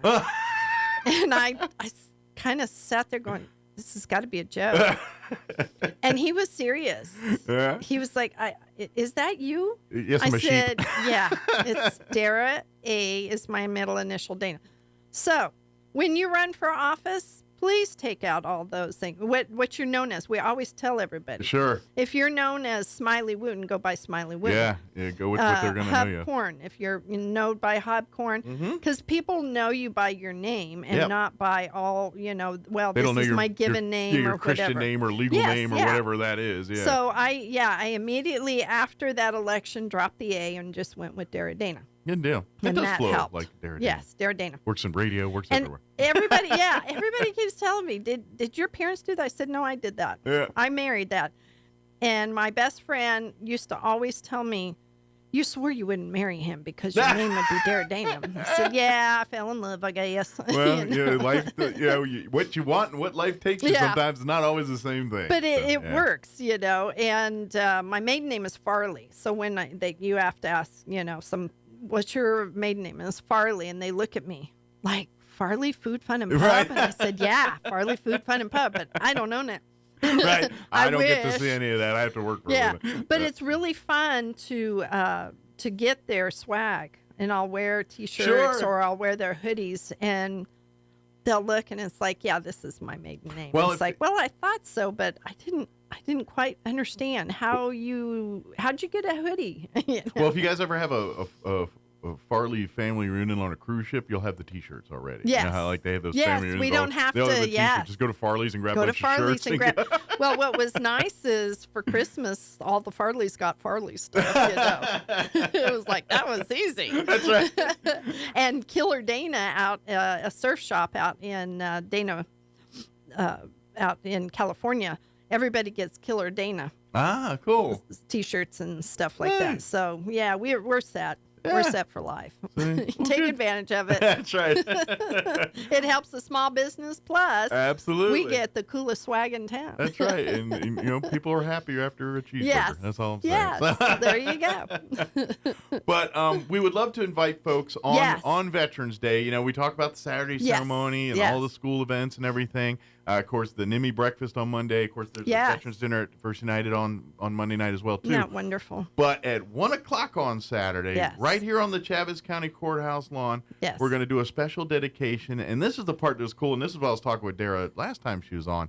I didn't realize that the Daughters of the American Revolution have a strong presence in New Mexico. I remember growing up in Maryland. It's very, East Coast. It's kind of... they think more about stuff like that down there. It's not as on the radar out here. Right. And so I was very pleasantly surprised. He said, wow, not only do they have it, but it's pretty prevalent, pretty strong. Every corner of the state's got DAR representation. It's really, it was a nice thing to see. So if you're as aloof to that as I was, and come on out Saturday or Monday. Saturday or Monday. Yeah, like you said, I keep getting everything. Right, everything's turned around and twisted. The guys called me the other day and they said, now what day? And I was saying Monday, and then I went Saturday, and they went, Commissioner, what day? And I said, Monday. Okay, so we have to have it done by Monday. And I said, yes, Monday. Yes. But it is a Monday. Yeah, and that's kind of when we were looking at dates. And I know that some of the ladies have to travel. I don't know how it's going to be on Monday, but they said, well, what about Saturday? And I said, no, I don't want to interfere with other stuff that's going on. We have a parade, and I want people to come out. Like you said, come out, bring your flags, honor those that took the time to come out and make a parade. Absolutely. You see parades everywhere. I grew up in Alamogordo, and we would walk down to 10th Street. That was our main street. And that was tradition. You did it for 4th of July. You did it for Veterans Day. You did it for the fair. And it was a big deal. Everybody comes out. And, if people... It's a community gathering. Yes, yes, it is. And it's fun. And you'll enjoy it. And like I said, a teachable moment for your kids. This is how you honor And if you want to see the heart of our community... Come out on Saturday. This is like, we've been showing a lot of heart lately with flooding and seeing so much great stuff. But those Veterans Day is, and I've been doing this for, I don't know, several years now. Doing emceeing it and all that and doing this. And there's been years where it's colder and all get out there. And you're like, what are we all doing? Standing here at 9 o'clock in the morning. But guess what? There's a couple hundred people out there. There is. And standing no matter how. And then there's been years where we're in shorts almost too. Right. But to me that's actually the part that kind of makes me happy is like it could be the worst of weather or the best of weather and we still get these couple hundred people that come out here and support and be a part of this and to me and that really just shows that heart. You really see the love and the and respect and just everybody coming together. Everybody's happy. Everybody's just celebrating America, celebrating our community, celebrating the people that and it's a Veterans Day celebration, but it is your Roswell locals celebration. We every one of those folks sitting in those cars and stuff call Chaves County home in some way, shape, or form. And these are your heroes. These are people that volunteered. Or were ordered to go serve their country. Some of them in times of peace, some of them in not so much of that stuff. And there's various levels, but we honor every single one of them because they all sign their name on their contract to say that they are giving up their constitutional rights to defend you and what this country stands for.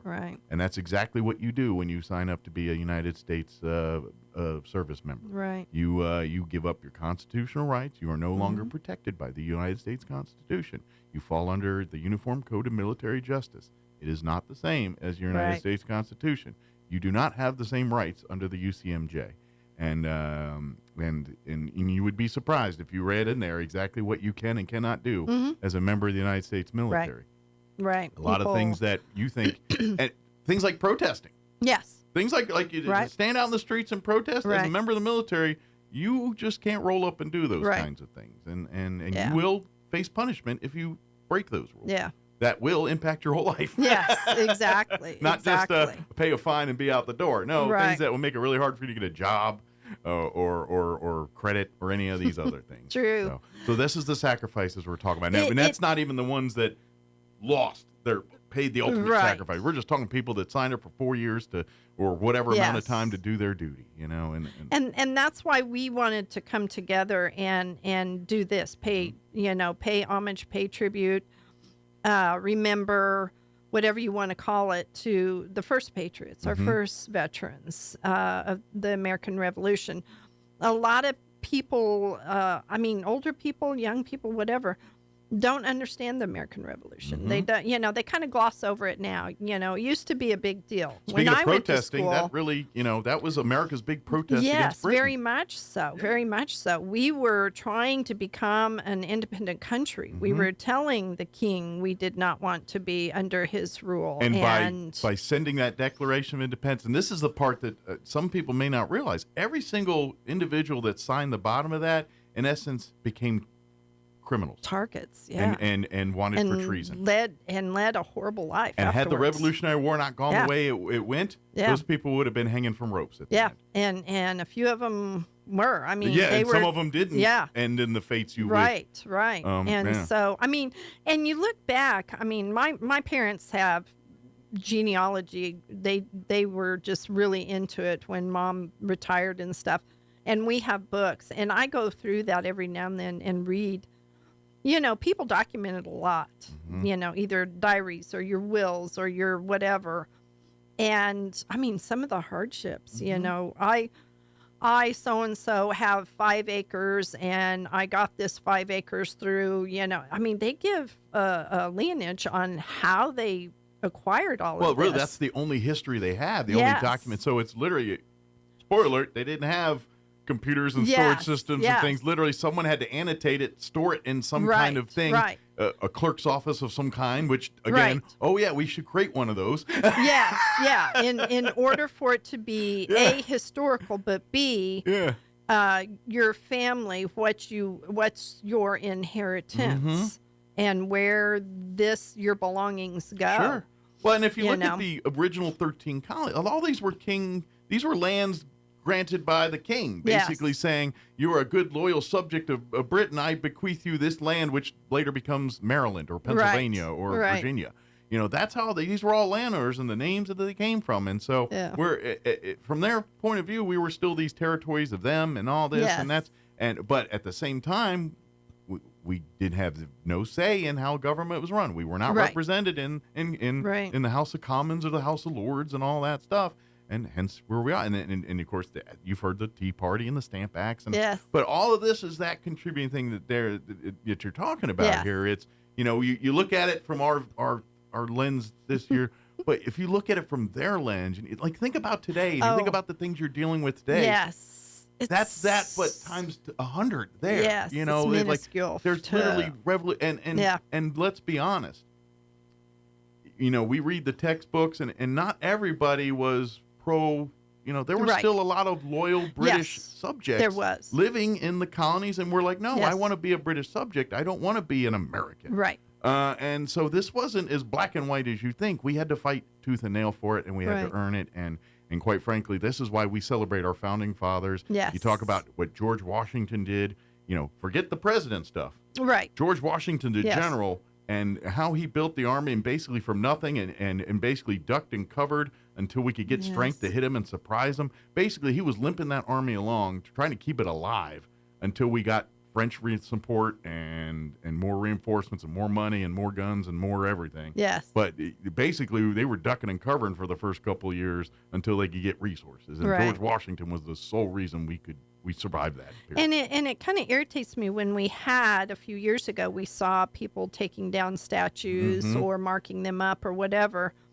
And it broke my heart because as a person who loves our American history and our heritage, I wanted to take the Mr. Microphone and go out and say, why are you doing this? Who is this person?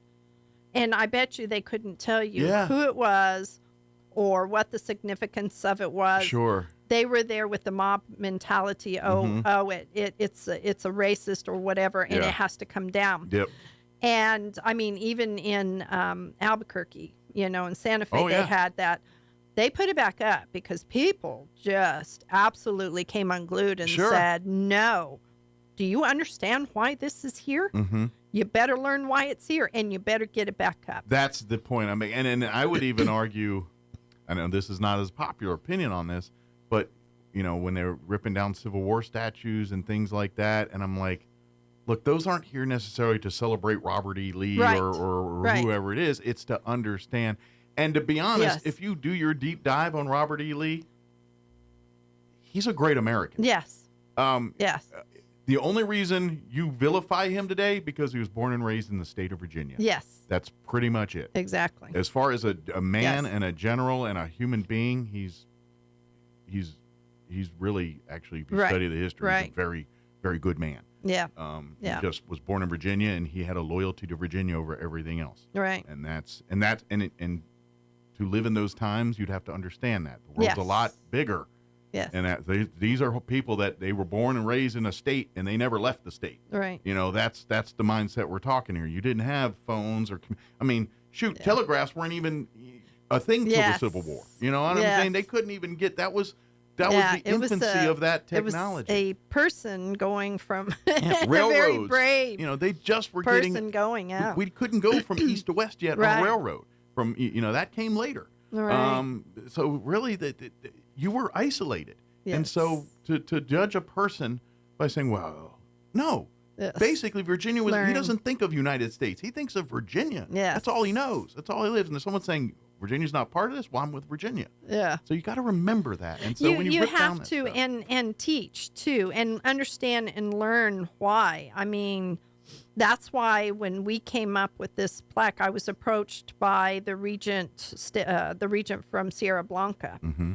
Paula Lasco, and she said, "Hey, we want to do America 250. We're going to be celebrating America's founding, 250 years in 2026. And our national regent, they always take on a project, and this was her project. Okay. Let's celebrate America, but let's start now and then roll into the 2026. Excellent. And so when Paula approached me, she sent me pictures, and I said, yeah, this would be wonderful. Yeah. And can we do it here? And she said, well, let me come to Roswell. I'm a visual. And I said, I'm a visual too. Let's scope it out. Let's scope it out. So we went to the courthouse lawn. We found the blue star that was donated by the Garden Club many years ago on the lawn. And she had her piece of material because there was 2 different sizes, and we laid it out and decided which one we were going to do. I approached Bill Williams, our county manager, and said, can we do this? And he was all excited. I'll say this is all excited. Bill's a history buff as well too. Very much so. And he said, yes, it fits in perfect with everything that we have on the courthouse lawn.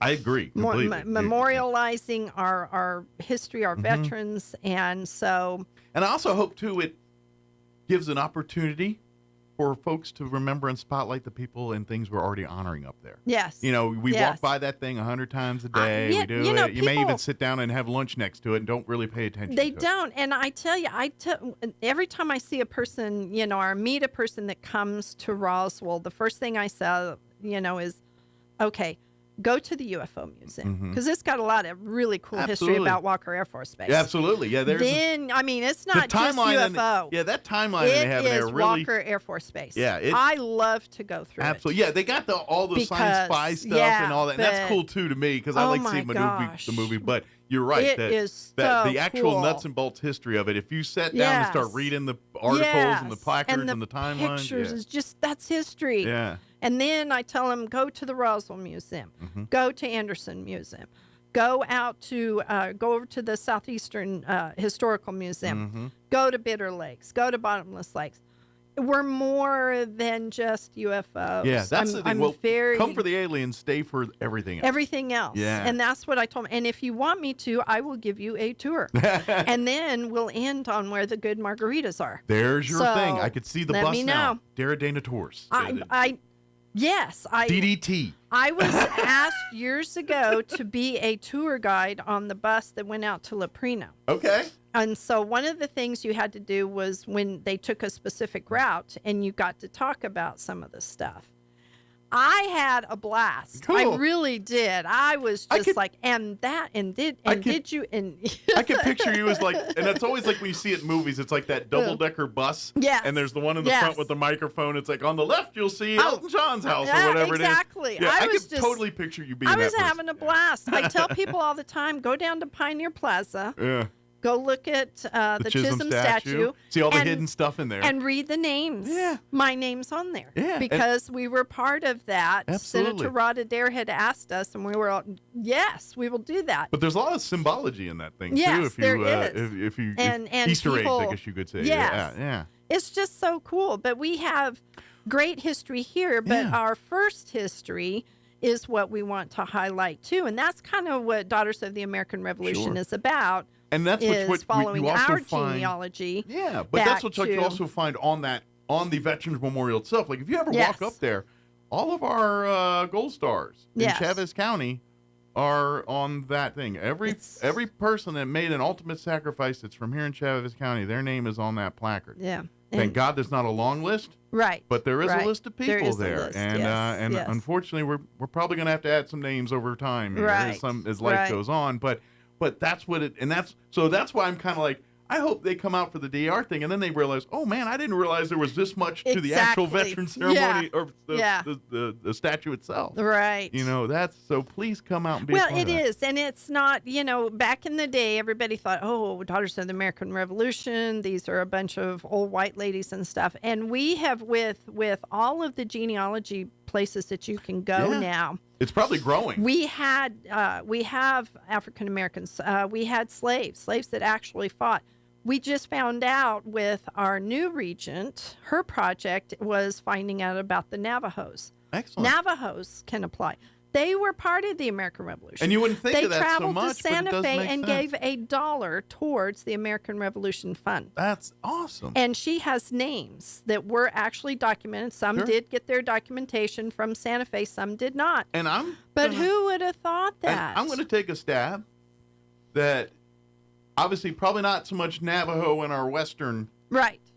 Native American tribes, but your Algonquins and some of your East Coast tribes. Yes. I'm willing to bet there was a lot of natives that were serving in the Continental Army in some way, shape, or form. But you that's part of it is having a person so passionate about it and saying, what if? What about this person? And you start finding the lines and it goes back. And it's really, you can do it by hand and have fun. Absolutely. Like my mom did. It's like a treasure hunt. They went everywhere. She found a cousin in Missouri that she didn't know she had. That's awesome. And she was so excited to find this person. Those shows that they have where they'll get like a celebrity. Finding your roots. Yeah, I am usually, hooked most of the time it's in Europe or something. But yeah, they'll usually find out all kinds of stuff. It's so cool because I hope other people are watching that because they just assume by the way we look, this is who we are. Absolutely. Let me tell you, go find because life has many twists and turns. My turns. mother could have sworn on the Farley end of it, we were Ireland Farleys. So for their 60th wedding anniversary, they went to Ireland and they had a blast and everything. But she was trying to find a coat of arms and come to find out, all roads led to Great Britain. So she was like, oh, okay. And I didn't get to that part of it. And that's kind of like I did like the DNA 23andMe type deals. Yes. I did, and I knew I was Irish English. Right. And that's kind of that's about what it is. That kind of jived with me. Yeah. But to be honest, what I didn't realize was I had a little smidge of Scandinavian in there, and of course, then you get in the hodgepodge of like there's little German, little Italian, little. We're all mutts. Yeah. Everybody. But if you looked at the maps, it was England and then Scandinavia, and Yeah. that's kind of where my little map kind of Right. went there. Right. Whereas my wife, she actually had a little bit of African in hers as well too. So, and that again, to your point, you do the DNA test, and you're like, why do I have lineage to this? Right. Because life happens. Yes. Things happen. People listen move. there. And People, especially back in the day, they came over, they went through Ellis Island.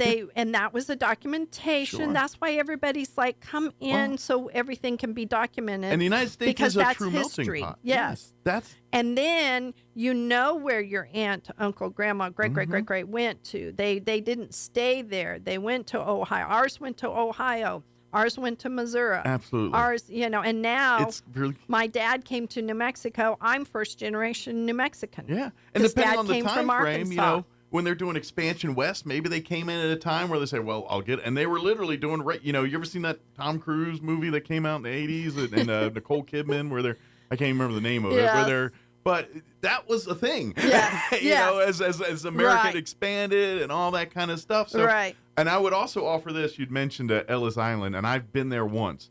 If you get a chance to go to New York City and to the Statue of Liberty and all, the Ellis Island experience, you've got to do it. Allow it a full day at least in there. And and it's at the Statue of Liberty. Statue of Liberty is wonderful, and you're going to climb and see it.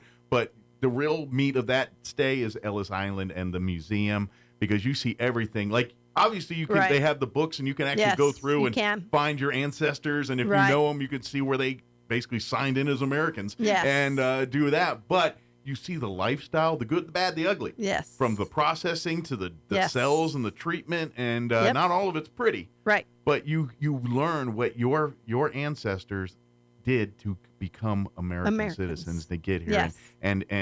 And Ellis Island, that's how you did it. You know, for the longest period of time, you want to become American, there's where you go. You boat in and you do the paperwork, and you know, depending on, you know, where you're from, or if you had a name or you didn't have a name. A lot of people got names there. They did. They got names, or they changed their names or whatever because of the spelling or whatever. They couldn't spell right the or history, whatever. Like when you get to those shows, you go back. Cool. Here's where that happened when they got to Ellis Island. It's so cool. And then, you know, there's, like I said, other ways that you can kind of find stuff. But it's, I went to a couple of months ago to a citizenship ceremony, and we have 51 new citizens, and 30 of them. Those are very cool. I was in tears. I was in tears because what they have to do.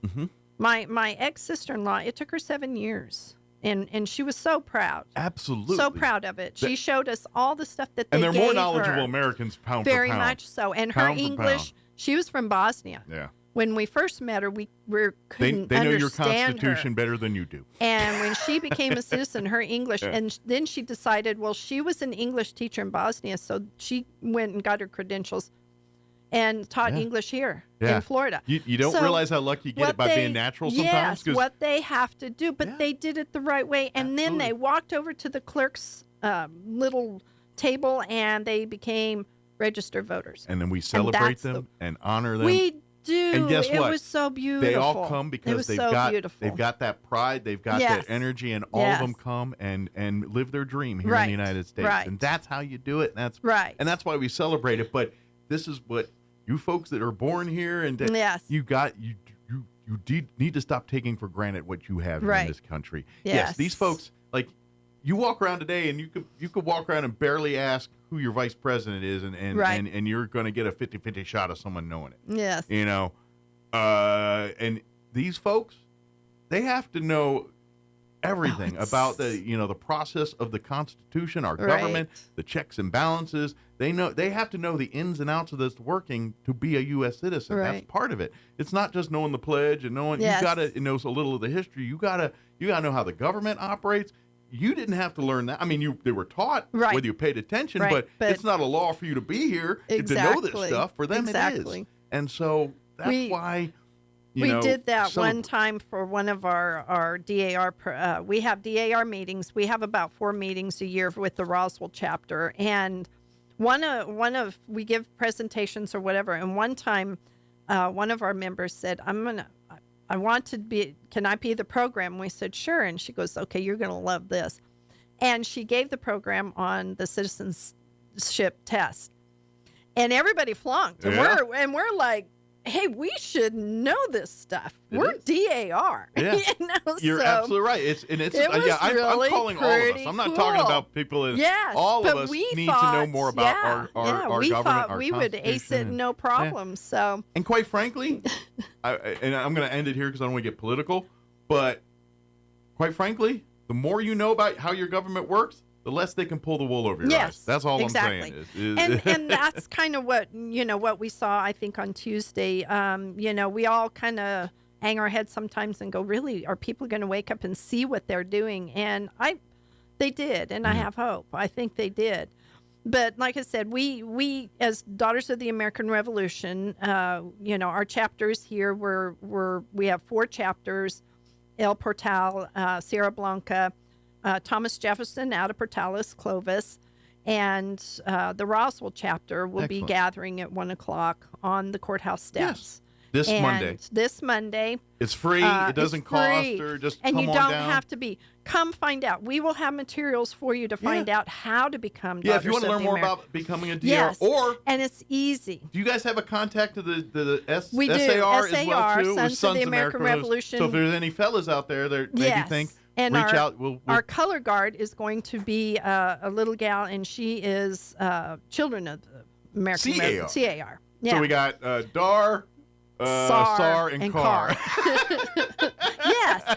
Acronyms. Everybody loves Love it. acronyms. Oh, well, military, Yeah. you can't be in one without Oh, an Red acronym. Cross. When I came to Red Cross, I got so frustrated. I went to a class training in Dallas, and I finally raised my hand, and I said, okay, I am so new to this.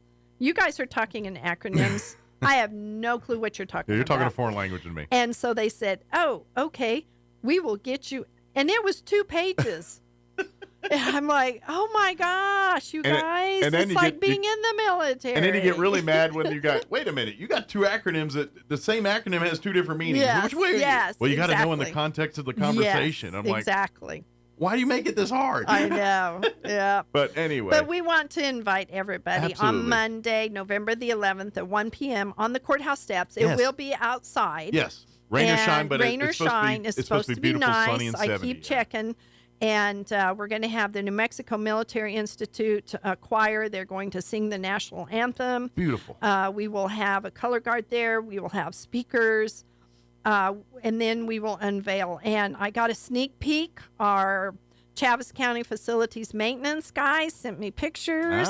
So looking pretty impressive. They learned, why are you putting this up here? Awesome. And they sent me several pictures, and then a picture, they're just so proud, know, and I just told them, thank you so much. Chaves County. This I is a imagine- gift from Chaves County to Chaves County. Well, I love it.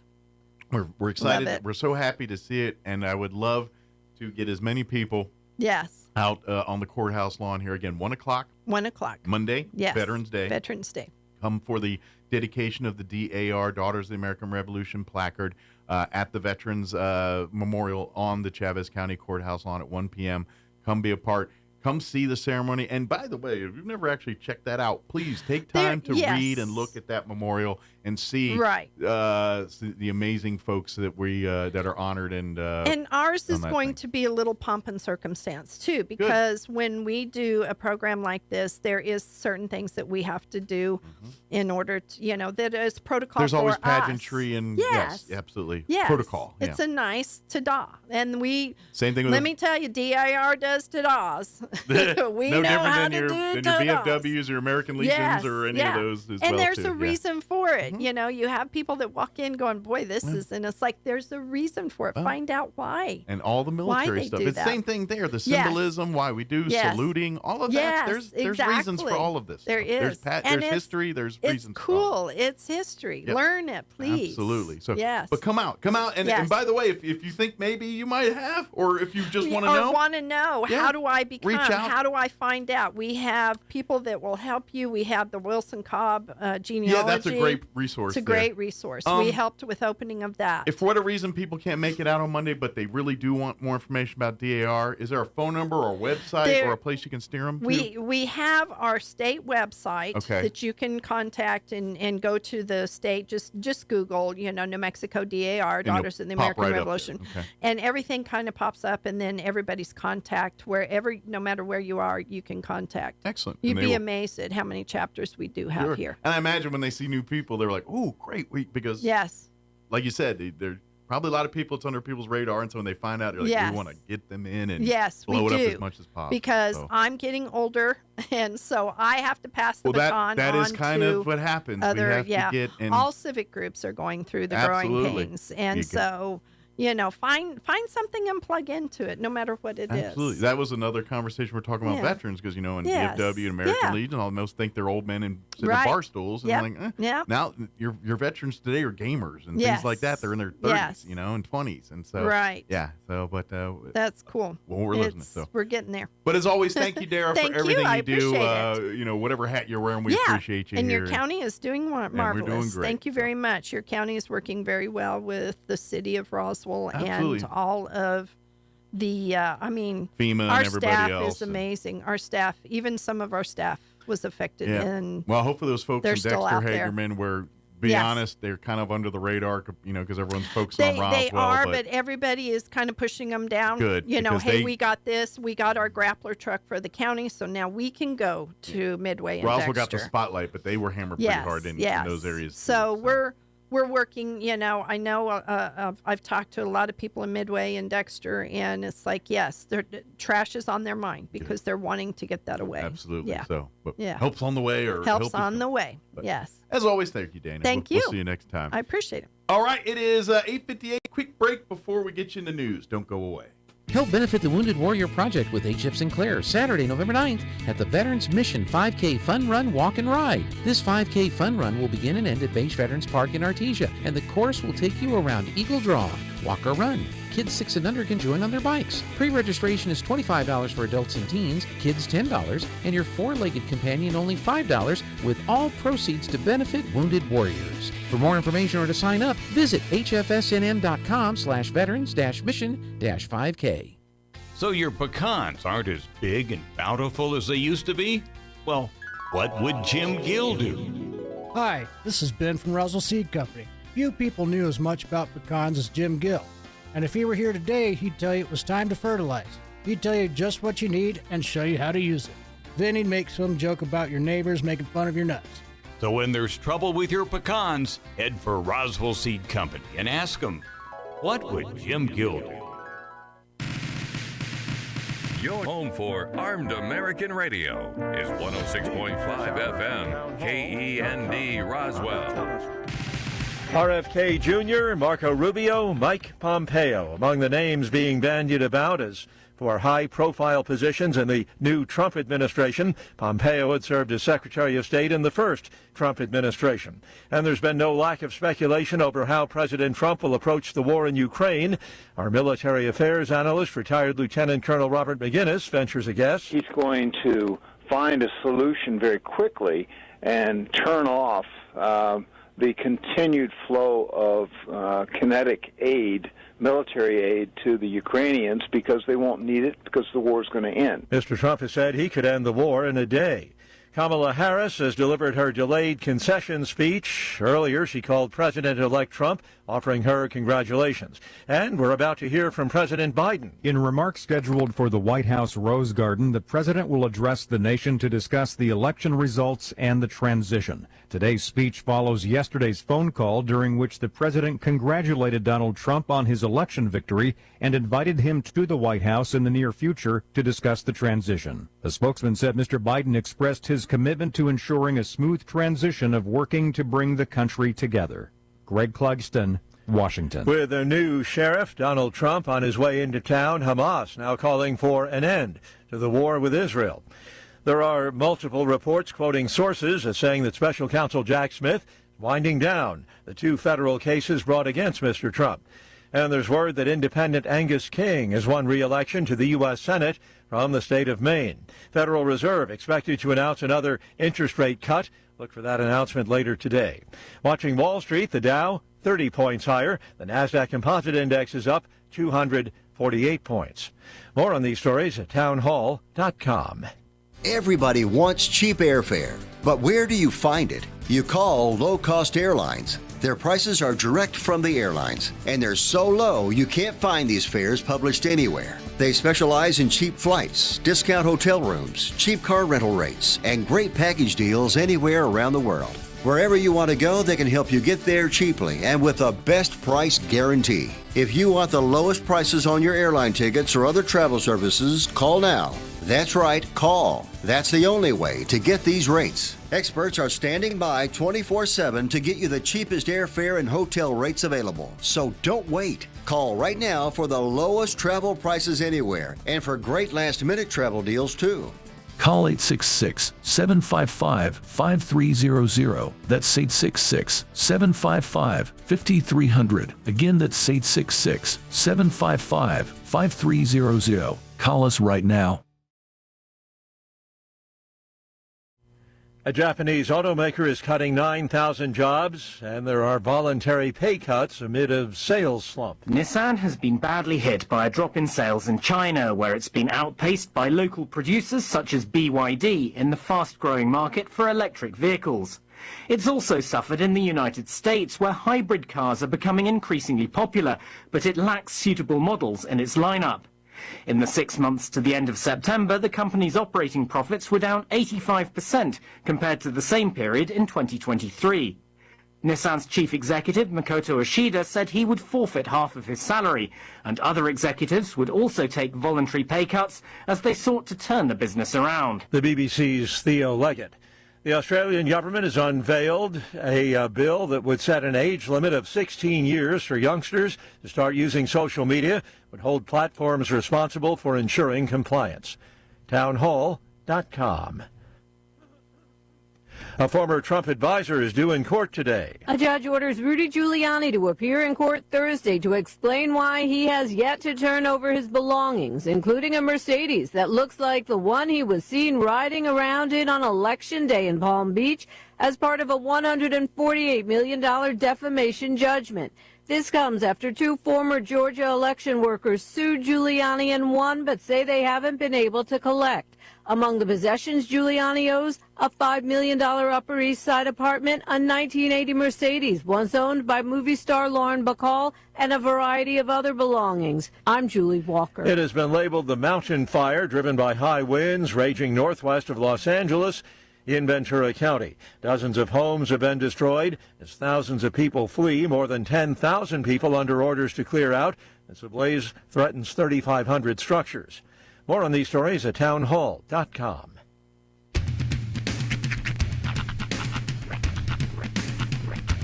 What in the wide, wide world of sports is going on here? I promise you, whatever scum did this, not one man in this force will rest for 1 minute until he's behind bars. Now let's grab a bite to eat. Yeah, come on. I feel the hot wind on my shoulder and the touch of a world that is older. I hit the switch and check the number. I leave it on and then I slumber. I hear the rhythm ringing through it. Flamenco guitar and cumbia music. I hear the talking of the DJ. The travel listen, what does he say? I'm on a Mexican radio. I'm on a Mexican radio. Broadcasting live from high atop the J.P. White Building in downtown Roswell, New Mexico. It's Mornings with Mike Winters on 106.5 Roswell's Talk FM. Is that what I sound like when I talk? Now, here's your host, Mike Winters. And good morning. It is 6 minutes after 9 o'clock. Welcome to hour number 3. Tres Inviernos. Mornings with Mike Winters, right here on 106.5 Roswell Talk FM. Happy. Is that a sneeze or a noise? There was a cough. Oh, I didn't know. A little cough in the throat. I would look down because I was checking something. I was trying to do it, calmly, very quietly, very respectful, very demure. It just sounded different. It sounded like you just went, and I was like, what was that? Sorry, I just heard it off the top of my head. Excuse me. That was a horse thing. That was a little horse. I'll excuse myself next time. In another room or something. But happy Thursday, everybody. Hope Yes. all of you having a wonderful day so far. Absolutely. I brought snacks if anybody's hungry. Oh, yeah. I brought something. You want to try snacks? Yeah, you feeling hungry? Oh, hold on. This is different. Uh-oh. We got he procured some Lay's potato chips. Oh, okay. And I'm assuming that, how they do there every during the year, they'll do a thing where they release some funky flavors. Yeah, a random flavor. Yeah, well, the one he played was pretty funky. When he showed it to me. I was in Las Cruces. We were just wandering around one of the shops, and I found these. I'm like, oh, well, okay. These will be coming to the morning show. It's Lay's IHOP Rudy Tooty Fresh and Fruity potato chips. I have seen that on Facebook, and I thought it was a scam. It is faux real. It is. It is. You know for real. what really bothers me about Facebook, all those food photos? You have to zoom in and check the little small writing. Is that Greek? Okay, this is not real. Yes. I have to All now right. check the work of AI. Maple syrup, strawberry. It says syrup and strawberry covered pancakes with bacon. This is either going to be really good or really gross. I really don't know which way this is going to go. All right. I'm not going to lie, that bag looks sad. Well, usually they have the air or whatever, but this one there's no air. It looks very flaccid. It wasn't open, I don't think, although it is losing. It feels like it's losing air. Oh no, they're stale too. Yay. Well, maybe not. Hold on. For the record, all the bags were like this. It does say world famous breakfast flavors. You can't keep Rudy Tooty Fresh and Fruit in a bag. It got to come out. All right. Okay, initial judgment from I'll withhold my sniff judgment for a second. It's straight strawberries and potatoes is what it smells like. I just smell potatoes. I don't You smell just strawberry. I ain't gonna lie, when I hit the deep smell, it smelled like rotten potato. The deep smell, I like that. Okay, so I'm gonna try to grab a chip with a decent amount of flavor on it. It looks like With the dust. pretty good one. Yeah, pretty good amount of dust. I'm gonna go dust down on the tongue so I can try to get the most flavor. I'm dusty. They're clearly just on one side, dusty. I'm gonna grab a couple. I smell strawberry now that I have it out of the bag. Yeah, it really does have that strawberry smell up close. I'm gonna grab a couple. Okay. Because sometimes I can't tell with one chip. I gotta get a second one to get a. And you gotta get like a foldy or something. Yeah. Okay. Well, they look like regular just Lay's chips. They're the thin ones. They're not ripple cuts. They're nothing like that. They are pretty skinny on the dust. Ooh. It tastes like pancakes. That is delightful. The potato comes a little later, but right off the bat, It tastes like I just ordered pancake IHOP. Pancake IHOP. That's crazy. It's not bad. I don't taste no bacon though. I'm not getting bacon either. But Jocelyn, you want to try these? It's really These are good, great. actually. It's a tasty. That's like right off the bat, you get pancakes. That's amazing. They're not bad. There is a acidity when you first bite into it, but it goes away quick. And the potato really comes heavy at the back. Did you get the smallest Yeah. chip in the bag? The safe space. She's like, I don't like to live on the edge. She's like, this is not my gamble. It tastes like A pancake. a pancake. Yeah, it's not bad. So to me, like I don't you know if I know, want to eat a whole bag of it, but it's all right. so you know when you go and you get like the stuffed pancakes, like the blueberry pancakes. That's what it tastes like to me. Is like strawberry stuffed pancakes with syrup. If you just hold it in your mouth and kind of just do like just kind of taste the flavor of it. Yeah, it does. It really does taste like a infused pancake. Yeah, they did a good job of recreating pancakes. Like, that's surprising to me. I think that's the maple in it. I don't know if I detect strawberry or the maple or the definitely- bake. Like, it's. Well, I get a berry. It just tastes like this sweet, gooey amalgamation with pancake. There's a little bit of maple. Yeah. I don't get a lot of maple. I get I more don't- you know what strawberry, it is? more pancakes. And I don't know if the strawberry is just It's more tart to buttery. me. Oh yeah. It's buttery is what it is. Yeah. It really gives it that flavor. Like, I'm missing the bacon and the strawberry so much. I'm getting an acidity, but I I'm wouldn't glad call it's it. not egg though. Yeah. Yeah. But I could definitely taste the pancake, and I taste the mapliness to it. And the strawberry bacon combo comes out in an acidy, smoky taste to it to me. You getting smoky? I'm I not. don't know if smoky is the right word, but definitely a savory taste. Okay. Like not paprika? a sweet taste. Yeah. Like a paprika. Maybe, yeah. It's more savory than sweet. You know what? Now that you mention it, I do kind of get the acidity right at the very front. Yeah, it's the very beginning. That's like Yep. the first thing I hit me. That the pancake and potato didn't come in until later. John's watching. Yeah. I'm not gonna say the first part of the text message, but we're making him hungry. Watching just watching people eating chips. Now you're watching me pick a potato chip out of my teeth. That's great. Keep firing. Never mind. Well, there you go. Lay's Rudy Tooty Fresh and Fruity. I'm gonna give them like a 7 out of 10. I would say- flavor-wise, they're great, but I mean, I've had much worse. I've had a lot worse. Those Marcella chips were not as advertised on. Yeah. And by the way, I'm all out on protein chips. Y'all can have them nasty things. Okay. Whoever thinks them are a good substitute for chips need to be taken out back Here's and what- have their tongue removed. Wait, because protein chips. Here's what you I need bought to do. some over the weekend thinking they were, because they had a weird flavor. It was like a Oh, it was chicken and waffle flavored. That's what it was. Okay. I was like, chicken and waffle flavored chips? I'm down. I've had those. I didn't realize they were baked chips or protein chips until I started, and I was like, this is like eating like hardtack meets cardboard. Right. Meets... If you're coming off the world of chips, protein chips, they ain't it.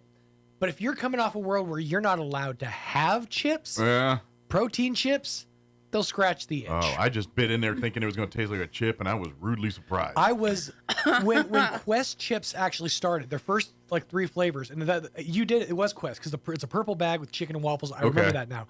So they need to go on a quest to find a better tasting chip because that quest sucks. You know what? They have a carnitas taco one that's phenomenal. I'm but out. The first 3 flavors were nacho cheese, Cool Ranch or like a ranch flavor, and nacho chips. I want to say garden salsa, and so it was limited in your selection at first, but they've gotten a lot better. So just know you didn't have. I had them Saturday and they were disgusting. They've been worse. I don't know. I see like the flavored chips, and sometimes I'm like, do I? And then I'm like, No, I'm down to that stuff. I'll try everything once. You know what I mean when it comes to that. But like that's how I found those delicious pretzels. Those trucker bacon cheeseburger pretzels. Those are good. They were right next to them protein chips. Now, again, if you're a Dots fan, you know, of course you are. You know from flavored pretzels. You know from dusted pretzels, and if you put the right seasoning on a pretzel, it's a knockout combo. Okay, do you know what else is good to put like random seasonings on? Toasted pecans. Oh, absolutely, yeah. You get like the hot fire chili, like the red chili, or you get like the sweet and salty. Sounds good. Yeah, I was down. gifted a container from, and I always forget the name. It's the pecan farm in Carlsbad. I just burped that chip and it's not happy. That was gross. No good returns. And there was like a white chocolate covered pecans, chocolate covered pecans, orange glaze covered pecans. Ooh. And my favorite, when we used to have the nut house out on Pine Lodge or Brendo or wherever out there. Pine Lodge. They had the hot red chili and then coated in chocolate, so you thought it was sweet heat. Oh. And so they have a variation to where it's just like chili powder on the pecan and then the chocolate. So I was grabbing each and I was like, nice. My favorite. You're doing. I'll make my own combo. I did. I dig that. Yeah, I now I'm hungry. I wasn't before. Now I'm hungry. Well, apparently, John says, husband. Yeah, he says he likes to cover it by talking about crappy snacks. Well, them Quest ones, that'll do the job if you're looking for a crappy snack. In case you haven't noticed, Crystal Noble with the Roswell Humane Society is here with us. She'll join us in official capacity here in just a minute to talk about what's going on at the Humane Society. Anybody else? No. I'm good, but I think I've Rudy Fruity Tootied myself. I wonder what because usually they come in threes, don't they? Like when the flavored chips when they come out, don't they usually? Probably. Don't they usually come in threes? Like I feel like there's other flavors that they probably have too. To do the dig around. That. They need a French toast one. There was one that came out several years ago, and it was a truffle one that I really loved.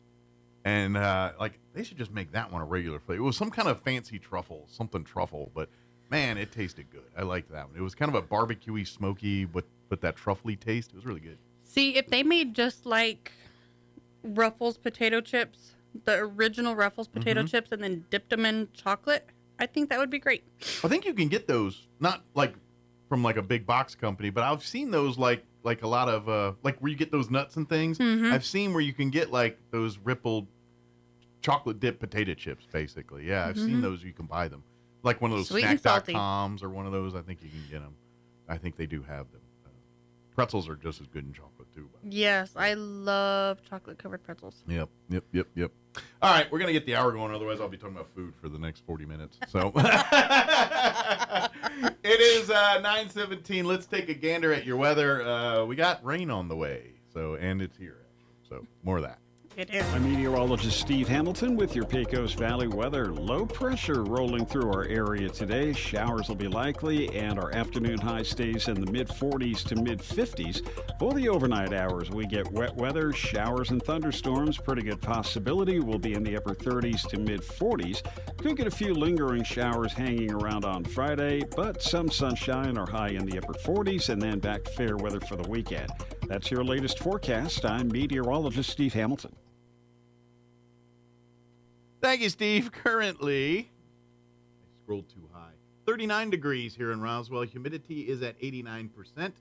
Winds currently out of the northwest at 15 miles per hour. They gave me a whole word salad about rain today. Basically, what it boils down to is we're looking at a 60% chance of rain for the rest of the day today. And they say we could get anywhere within less than a tenth of inches what they're expecting unless we get a thunderstorm through the area. But they're doing this whole a chance of rain between 11 and then a chance between here. All day we got a shot at rain, and it continues into the night as well. 60% chance of rain. They say it should wrap up before 11. Mostly cloudy, overnight low of 40 with north winds 10 to 15 miles per hour. Friday morning, when you wake up, there's a 30% chance of rain, but that should wrap up by about 8, 9 in the morning. Mostly cloudy early, then gradually becoming sunny with a high of 53 tomorrow. Northwest winds at around 10 to 15 miles per hour. By the way, our high today is like 44. Our low tonight is 40. Yeah, it's one of those days where it's not going to be that cold tonight compared to how warm it gets today.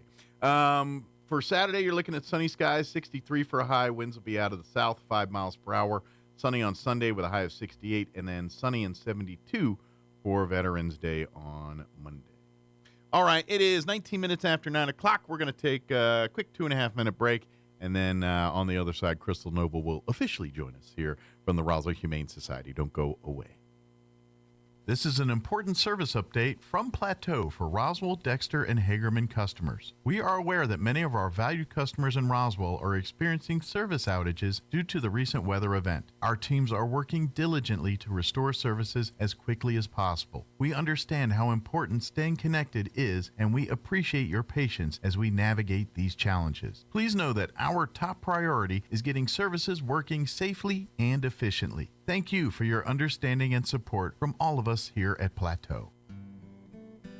Late in the Apostle Paul's life, he wrote the following: "I've fought the good fight, I've finished the race, I've kept the faith. Now there is in store for me the crown of righteousness, which the Lord, the righteous judge, will award to me on that day. And not only to me, but to all who have longed for his appearing." That is the definition of dying well. Paul had not always been a follower of Christ, but once he changed his life from persecutor to that of a man who followed Jesus to being fully dedicated, he was all in. He knew that he was forgiven, and he knew that he had lived a life of service to his Lord. He wasn't perfect, but he knew that Jesus was, and that Christ's saving grace was more than enough. You too can have that same confidence to die well. You can never earn it, but Jesus wants you to have his free gift of forgiveness. He wants all of us to be with him in heaven. Join us at the Country Club Road Church of Christ for worship at 10 a.m. on Sunday, located on the corner of Country Club and Washington in Roswell.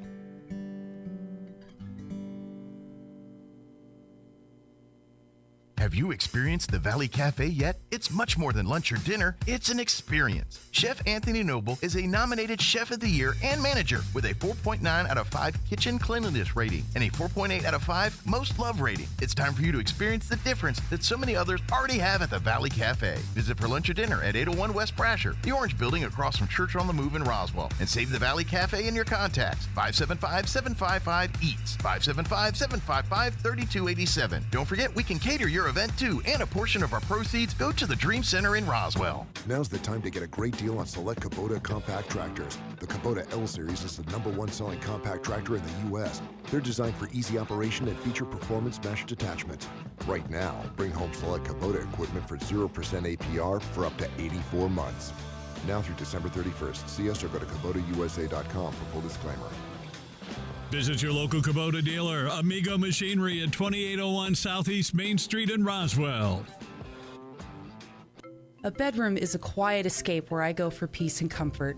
This is Melanie at Glenn's Furniture. I know how important the most private room in your home is for your life and the lives of your family. That's why we offer a selection of bedroom groups that make living easier and more comfortable. Modern designs, bold curves, and stylish fabrics elevate your bedroom space. You'll find your new set easy to sleep on and even easier to own. Come see us at Glenn's on the corner of Union and Alameda, where delivery is free since 1953. Here's a Mornings with Mike Winters fun fact. 1 in 3 snake bite victims is drunk. 1 in 5 is tattooed. Hold my beer and check this out. Here's Mike Winters. And good morning. It is 22 minutes after 9 o'clock. And now officially joining us in studio this morning from the Roswell Humane Society, Crystal Noble back with us. Good morning, Crystal. Good morning. How are you today? I'm good. Did you, like your hair, did you part it different? Or it looks a little different this morning. I don't know, did you comb it different? It's humidity. Is it humid? That's what it is. I have the niceness. Because I was like, look, I was like, it's like not frazzled. I was like, yeah, okay, it's the humidity. I was like, it's kind of sitting different this morning. Yeah, so when it's dry outside, my hair is just like, yeah. That's why it's normally in a bun. Ah, very good. Well, but when it's nice and humid outside, my hair's just like, hey. Well, it looks nice today. Thank you. I pray for more humid days for you. Lord, me too. Maybe you should move to Texas. That's a little bit too much humidity. Yeah, go down to Galveston. Your hair will look amazing. When we went to California on vacation, I told John, I was like, do you know what I love so much here? And he's like, what? I was like, I don't have to put like 99 products in my hair to keep it from going, hello. See, now I live in the world where it don't matter. Yeah. It's just there. Yeah. There are some days I think, I could Britney Spears it and then just throw a wig on. But then I thought to myself, I'm like, no, because then I'd be like, I don't like that wig no more. And I don't like that wig no more. And that could become very expensive. It can be. So. Yeah, the next thing you know, you got these days thousands of dollars. Matter of fact, then we're moving on because I'll take us down a rabbit hole. I've been watching that. I watched that Monsters documentary. Not documentary, but reality. It was the thing on the Menendez brothers. It was on Netflix. Oh, okay. It's called Monsters. And one of the things I learned about, I'm assuming it's true, is Kyle Menendez. I guess he was prematurely bald. And like he had the plugs and everything, and they had the wig, the whole wig. And wow. Yeah, Kyle Menendez wears a wig. Now he's bald. If you look at him nowadays, he's bald. But yeah, like that whole rug up there was the plugs and the whole nine there. And I guess when he was in jail, and because they're affluent, they spent like thousands of dollars a month on that hair. And I guess that's the jail don't, they don't spend that kind of money on his product. So he essentially went away. But yeah, it was just kind of one of those things that reminded me of that. So. Well, now that explains why, you have to go for touch-ups with plugs. Yeah. Yeah. Well, I guess it starts looking like a dirty rat nest at some point, and you got to fix it up. A dirty rat nest. That's a nice way to put it. You got to groom it back up or whatever there. But anyway, of course, for folks that don't know, the Humane Society is one of our main homes and hubs to house and find homes for our furry friends here. It is a no-kill shelter, and they work in concert with animal control and various other animal organizations to find homes and for pets and all that good stuff. That's in case you didn't know. That's what they do. That sums it up real quick. Yeah. As far as round twos of rains, everything's still going building wise there. Everything's still holding good. Up and good. And I want to say, Trustmark Roofing, thank you. Awesome. Because not one leak inside the shelter after the big rain. Excellent. And so then we had, the next rains, Yeah. and still no leaks. Good. When I went in Sunday morning after the flood, I thought, oh my God, what am I walking into? Awesome. Nothing from the roof, where it came in under the doors, but that. Well, you can't stop that. Ain't no roof stopping that one. No.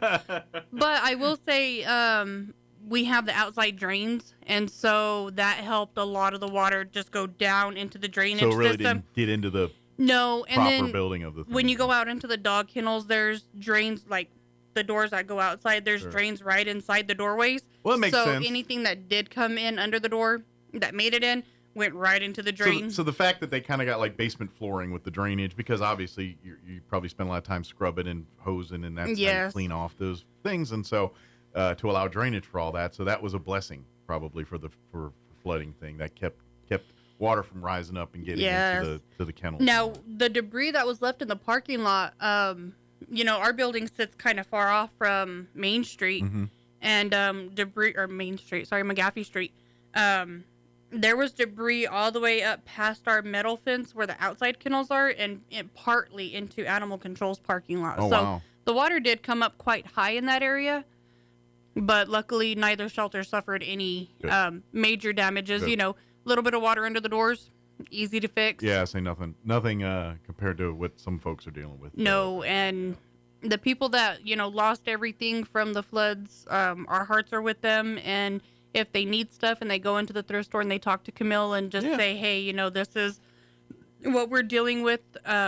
She's been trying to help everybody as much as she can with I imagine the you probably stuff. got a few people saying, hey, y'all have any food from a dog or anything? You probably Yes, fed a few pets and things. We too, have. yeah. Actually, the day after the flood, or not the day after, but the Tuesday after the flood, we had a lot of people calling, and there were a couple of places besides us that had food. And so Tuesday afternoon, we had no more food left to give out. Right. But there was Assumption Church and then St. Andrews. Yeah, St. Andrews, that's kind of one of their tentpole things. They do their and pet they pantry normally and all do the that. pet pantry only once a month, but I think because of the certain stipulations, situation, that they were able to help people sooner. And that's another great place to donate your It is. foods and litter. Like if you've given your quota to the Humane Society and you got some more to take over St. Andrews, they will disperse it and give it out to the folks in need there. So that's another great place to donate pet items too. If or maybe there's certain things that you guys can't take, maybe they can take it over there. No, I will tell you a lot of the times, because there's certain foods that we get donated that we can't feed because it's got too much red dye in it. Sure. So St. Andrews and us, we do like a swap. I got you. So like if they get like a lot of puppy food, because they try to stick to just one food because they put them in baggies, they'll call us and say, hey, we got a lot of puppy food. And I'll be like, hey, we got a lot of red food dye. Gotcha. They're not handing out 20-pound bags of food. They're handing out repackaged portions of food for their pets. Gotcha. So they'll bring it, we'll swap, and then all is right with the world. Good deal. I got a question for you, not related, but we're just talking food, so I'm just gee whiz curious. You know, now that we've got this wave of food, you know, where they're, you know, refrigerated, fresh foods and things like that, we're seeing a bigger market for that. Just gee whiz curious. Is that I imagine that's probably good food and everything but you know, is it one of these things where it's like you should not always give them that food, and like should you mix it up or should you stay away from that? I'm just curious. What's your thoughts on that? From everything that I've always been taught, dogs need a harder food to be able to break the tartar off of their teeth. Sure. And so a lot of the refrigerated foods are soft food. So it's like a canned food, but it's made and processed a lot differently. Gotcha. So in my personal opinion, I would say that would not be a everyday or mix it with dry food. Sure. Just because you need that extra to break the tartar off of their teeth, or you can substitute the dry food by giving them Dentastix or the dental bones. Sure. But you'd have to do that more frequently just because they need that crunch to scrape the tartar off, because canned food sticks to their teeth. Sure. Unless you brush your dog's teeth every single day. I'll say that's your alternative. If you do like yourself to your dog, then you're fine. Right. Now, if your dog tolerates that, by all means, you know, go ahead. But not many dogs do tolerate it. And but if you do and try that, incorporate it, great, because there's probably good nutrition and stuff in there. It's great nutrition. Mix the dry food in there for that tartar and for their teeth. Yes. Gotcha. Or what you could do a lot of the times is because they come in like small pouches and they say like this is the daily recommended, because when you go onto the Pet Farm or whatever it's called website, you tell them all the information about your dog and they customize the food for your dog. Oh, okay, by the breed or by the breed. Okay. Or by the size, you know, or if your dog has certain food allergies. Or by the lifestyle, I'm guessing yes. too. Yeah. So they kind of customize the food. So if your dog is just, you know, a normal average dog, doesn't have any medical issues and whatnot, and can have just general food, what I would do is I would slowly introduce that food to your dog, because any change is going to cause a diarrhea issue. Even though it's a better quality food than what... The system's got to adjust to it. Right. Yeah. Just like us. You know, if we switch our diets dramatically within... It's like you drinking water in a foreign country. Their systems are handling it, yours isn't. That's why they're not getting sick and you are. It's no right. Yeah. So I would incorporate it just small portions until you get your dog's stomach used to it.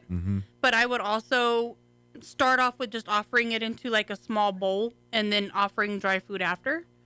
Or offering the dry food and then mixing a little bit with it. Just don't go hog wild with it. No. Do it slow. Well, and let's face it, we all, especially if you're a dog owner, you know, they wolf food. That's what they do. And and I've learned from experience, like probably many other dog owners had. You give, especially if you don't normally give your dog dry food, wet food, or can't, any of that kind of thing.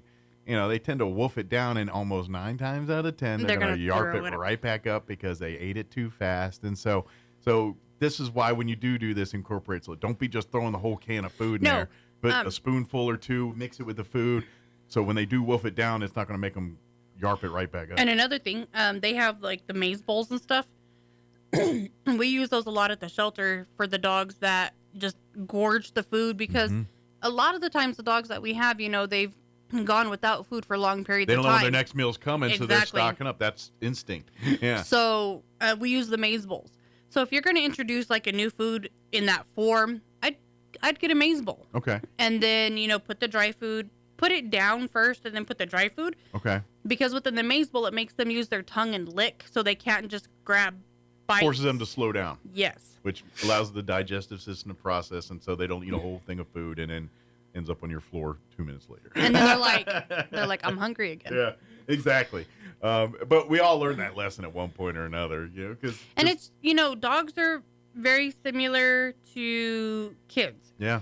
They're not going to stop when they're full. They're going to stop when the bowl is empty. Mm-hmm. So they're going to eat until they make themselves sick. So that's why we have to proportion it for them and not allow them to overeat and get sick. And plus, you're also going against what their just internal instincts are. They designed to eat once a day. They kind of, that when they get that opportunity, they eat till they're full, and then they survive till the next time it's to eat again. And so that's how their brains are working, and their brain doesn't realize, oh, they got another one of these coming later in the day or tomorrow or whenever. And so that's why you're going against just what the DNA is telling them to do, basically. Right.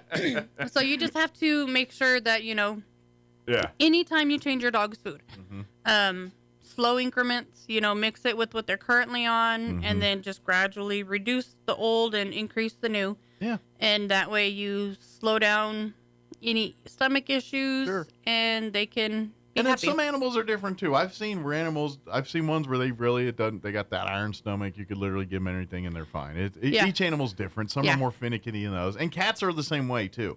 You shouldn't be changing up cat stuff that frequent either. If you do, you kind of incorporate, same kind of deal. You got to treat it the same way. And they actually, it's Fresh Pet food. Sorry, not Smart Pet, but Fresh Pet, they actually make a cat food too. Okay. They do. I knew that. I know I've seen they got them all out there now and all this, but do your homework on all that stuff too. And but really, when it comes to food, red dye is the bad one. Like if you see red dye, that's one you probably should avoid for your pets. Unfortunately, they put it in there for appealing to us. Yeah, it looks pretty to us. It's not for the dog. Right. Well, like you look at that Beneful, and it looks like this whole vegetable thing. And I'm guessing that's probably one of the ones that's got red dye in it. Right. And it is actually. And so a lot of the times, they do that so that way it draws your attention, because we see colors. Dogs don't necessarily see colors that vivid. So when we see it, we're like, oh, look, there's red for meat, it looks orange tasty. for carrots, green for green beans. My dog's going to love it. However, the flavors are there, but the dye is what causes digestive issues in the dogs. And then so it discolors their stools, and then one, you don't know if it's from the food or if it's a medical issue. Sure. And two, a lot of animals are actually allergic to red dye. So you could be doing more harm than good over the long course of time. And of course, too, that's the other thing, too, is they don't have the strong sense of taste that we do. Like, that's why you don't give them the rich foods. And so, you don't want to actually give them some of the meats and things that these are flavored after, because it's really too rich for their diet. So that's why, that's why you probably, if every time you try dog food, this don't taste like green beans or whatever, it tastes like hot garbage. That's because it's not flavored for you. For the people out there, because I have a friend, your palate's not the my adopted daughter, who does this. Yeah. She tastes the food before she feeds it to her dogs, because if she says it has any kind of distinctive taste to it, she won't feed it to them. Okay. Define distinctive. Yeah. To me, all dog food stinks. Yeah. All cat food stinks. It all kind of smells the same to me. It's got that same. I'm not sticking that in my mouth. Yeah, no. But for the few people out there that like to try stuff before they feed it to their animals, by all means, keep doing you. And some of those bakers and things I've seen where they'll make baked goods and things that No, are for like the doggy dogs. biscuits and stuff like at But they're also Petco. for human consumption. Like you could, in theory, and it's just fine. Petco has like the complete cookie bar where it's all just basically made from human ingredients minus sugar. Sure. So it don't taste like the fun thing, sugary thing you think. No, and then there's for that, actually like a lot of dog cupcake and I've seen the cake ice cream. recipes and ice cream recipes. They're all made from our ingredients. They're just minus the things that we like to make it taste better. Sure. And probably the things that make it bad for you. But the certain ingredients that are used, like the peanut butter and the bananas, like they have the natural sugars. And so that's just enough sugars for the dogs. Sure. And for us, we're like, no, we got sweet tooth. You know, we want to add more sugar to this. Yep, absolutely. But I just probably need to bring it back to the Humane Society side of things. We got as far as now, I'm assuming now that we're through the into November now, all black and all white cats are back available for adoption and to so forth and so on. They're part of the, during the October Halloween months, they limit that for sick reasons. If you don't know about it, good for you. Just be good. Just be happy you don't know. Ignorance is bliss on this one. Just stay sheltered. Yeah. But we're through that window, and now if you had your eye on an all black or all white cat on the website, come on down and come bring it home. So. We do have we have one kitten left available. The other two are in the process of getting adopted, and then we have 5 that are young adults. Okay. They're between the 6 to 9 months age. So still got a little kit mindset, but they're about as big as they're going to be for now. So, And then we have one adult cat. Her name is Pinky. Okay. And she is 3 or 4 years old. Okay. Already spayed. She just had to have some mouth work done because she had a broken canine. But super sweet, super affectionate. She loves attention. So if you want like the up in your lap watching TV cat, this would be her. Okay. And she's already been spayed, so that's a little bit cheaper to bring her home for you. So yes. Now she will still have to go to the vet to get chipped. Yes, because she's already been spayed. Yeah, she'll she need needs to a get microchip chipped. in it. Yeah, that's rabies. city ordinance, and that's non-negotiable. So. But she's super sweet, super affectionate, and then we have 2 adult cats that'll be coming in next week. They are 3 years old. One's a dark tan tabby, one's a lighter tan tabby. Okay. Both very sweet, from the same household. Unfortunately, the family is being relocated, and they're not allowed to have multiple animals. They could only have one. There's quite a few displaced people, so I imagine you're probably dealing with a lot of those situations. And unfortunately, we have been, and we've been doing the best to help as much as we can, but cages and kennels are limited. Only so much space. Yeah. When so many are trying to release and not so many are trying to adopt, we have to. Are you at a point where you need to maybe incorporate foster families for a little bit or something? Or are we not there yet? Not at that point yet. Okay. I do have a few people that have said that they'd be willing to foster for people that are displaced right now. And so the majority of people that are being displaced aren't looking for people to foster. They're looking for just permanent. Because they don't know what their next living situation is going to be. What I'm going to do with myself, let alone my puppy or my kitten. Yeah. So for the few people that know what they're going to end up going to and just need a short-term time, I do have a few people that have been willing to foster and take care of your pet in the meantime. Okay, because I figured I bet there's some people listening that would also be willing to do that if the need is there. And if you do want to do that, and just call down there, talk to me, let me know, and then that way I can get your name and information. So that way when somebody does come in and say, hey, are you able to do this? I can say, you know what, I'm not able to, but let me direct you to this person who's willing to. You can be a middleman there on that. I can be, yes. But see, I in theory, I'd be like, yeah, I'd love to have it, but I ain't gonna lie, I'm gonna fall in love with your pet. Like, I ain't giving it back. Sorry, that would be my big problem. I'm not gonna lie. Mike would be like, okay, so you can come to the house, you can feed and potty and take care of the. I'm gonna get attached, and I'm like, you can have socialization visits. You're allowed a 30-minute walk once a week, supervised. Yeah. So like, I would love to do that, but my problem is I'm gonna get attached, and I'm gonna. Mike get is the CYFD of foster care. Yeah, I'm gonna get sad. I'm like, no. Next thing you know, I got 60 animals, and I'm in trouble. But anyway, but if But yeah, there's so if someone's listening, do reach out maybe, and if maybe we don't need you, but if those situations arise, at least Crystal has it in her back pocket and she can reach, because that's really what it is you kind of triage a lot during times like this where people come with these special circumstances, exterminating issues, and you're just like, all right, I've got I got a problem and I got a thing to do now, and sometimes you need a Rolodex available. Say, hey, I got a dog or a cat that needs a home right this second. You mentioned you want to volunteer. Can you help out with this one? Yeah, but if you have that list available, that's when those, because a lot of times they just pop in out of the blue on you, and you got to figure something out. So it's nice to have kind of a standby or on-call group of people that could help out if those situations arise. Right. Yeah. And there are people that have offered to foster cats too, not just dogs. So if you have a cat that you're needing to just have held on to for a little while, we do have people that are willing to do that as well. Excellent. Very good. Now, as far as, like you said, got some good cats that look like got a good variety of young and mixed there and there. How about the doggy side? How are they looking? We have lots. Lots of dogs. Lots of dogs. All right. So we have some smaller breeds. We have some dachshund mixed puppies. Okay. I think we have 4 left out of the 8. I think 4 have been adopted. We do have some smaller terrier mixed not puppies, but young adults. Okay. I do have a Chihuahua mix that came out of quarantine today. Okay. So any Chihuahua fans? Or we do have one that's looking for a home right now. And then we still have Ruth. She's the Yorkie that her daddy was a border collie, so she's actually border collie size, but looks like a Yorkie. And how long has Ruth been there now? Ruth's one of your senior long-term. She's going on 4 months. 4 months now. Mm-hmm. So. And she's only going on 6 months of age. So she came in as a puppy. So her whole life's almost been there. Yes. Pretty much. That's all she knows, right? She knows how to walk on a leash.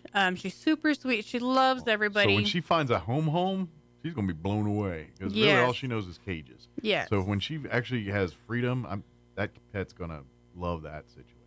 You're going to have a friend for life. And she's funny because she's not like too big to be able to carry. Mm-hmm. So she likes to be carried, like she'll put her paws up here and then you have her butt right here and you're just carrying her around. She likes to be carried like a little baby. Yeah, that's how I have to carry my Hannah, like that. I carry Bella like a football and the other one just like that. So, and she's almost the perfect size for somebody that's looking for a not tiny dog but not big dog. Mm-hmm. She's the perfect medium. Good deal. So if you like that, not too big, but not something you're going to worry about sitting on and losing. You got them both. And then we have Moose, who is a German Shepherd mix.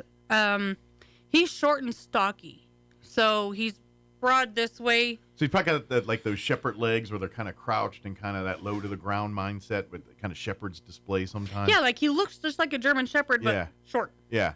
But that's how, like, if you notice, like German Shepherds, especially when they move and travel, they almost like if they stand upright there, but they kind of do that. They hunch like this. Yeah, it's like they're always stalking. Yes. I'm sure it's by design, but and he's young. Yeah. He's got lots of energy, but he's also got a lot of intelligence. So he's one that you could train to do whatever you want to do, and he'd be right there with you. Some people looking for a good hunting dog. That one might be. And honestly, I think he'd probably be like the dog that would love to go hiking and all of the outdoor activities. Get in the car and go backpacking with you or whatever. Right. He's like, load up in the ATV. I'm driving. I'm about to say, size-wise, he might be able to be the motorcycle companion. That you always see the TikTok videos on. Oh, I love it. When they have the doggy goggles, they're all... It might be that perfect size where that could work out, too. Safety first, of course. But yes. He's super sweet. He just has a lot of energy. But I think once he's out and able to drain his energy on a daily basis, absolutely, I think that energy level is going to come way down. Once he has a life and a home and a family, or that he's got a kid to herd. He needs a kid. But yeah, just space to go and do whatever it is, and then that energy will it will work itself out. And to be honest, from what I'm hearing and everything you're saying, that dog is that companion person, that thick or thin, that dog is at your side, yes. kind of thing. And then we still have Bluey the healer mix. He looks healer, but because we don't have AKC papers on him, I can't say yes. He's purebred. Yeah. But looks like a blue healer. He does. Super sweet. He is shy in the beginning. He is the dog that was dumped out at Harbor Freight, and it took Abby and I a little bit to get him. And then he was just like completely terrified of humans, but now he's not. Good. He is still shy at the beginning, but he's not. You're gonna have to earn Yes. some love from this one because it's been abused pretty bad. He walks great on a leash. He loves people once he realizes that, you're not going to dump him. Sure. He's just like fully invested in you. He's a domestic violence victim, and he's dealing with the outset. He has PTSD. Yeah, exactly. He needs counseling, and I Yeah. need a counselor to come and adopt him. This one needs a little love. So if you love the quote unquote broken dogs, this is one perfect one that I think you'll love to work with. And one thing about him that makes him so different from other healers that we've dealt with in the past, he's literally only 25 pounds. Oh wow, so small. He's not big. He's carry size if he needed to be carried. But he's so personable with whoever he's comfortable with. I could see him as actually being like a service dog. I gotcha. Once it trusts again. Right. I could see him being the dog that would be your emotional support animal, because you have had issues. I could see him being that dog that would provide that amount of affection to the person who adopts Basically, him. you give this dog a little love, and you're going to have an amazing companion that will probably, be because, it's that thing. Sometimes when you take the road less traveled or the hard road, you have a greater appreciation of the things when you make your success. And it sounds like this dog has seen some stuff and now needs to see the best in humanity. Yeah, he was only about 3 months old when somebody dumped him out there. So he was young, and at that point in time, I don't think he had very much socialization with people. We had to ask animal services to help us, and we had to use a net to get him because he would only come so close, and then we would try to throw a lead over him, and he was like, nope. So we had to net him and get animal control to help us get him. But once we got him, and then we were able to put our hands on him and show him, hey, we're not going to hurt you, then he's like, oh, okay. And the love, you start seeing the beauty and his the favorite personality. treat is deli sliced roast beef. Nice. But this dog sounds like going to be a great dog if you're willing to give it some love. Yes. Awesome. Thrift store stuff really quick because I just saw time. This past Saturday was our Christmas for the Pets. So it is now Santa's Workshop at the thrift store. They have Christmas galore.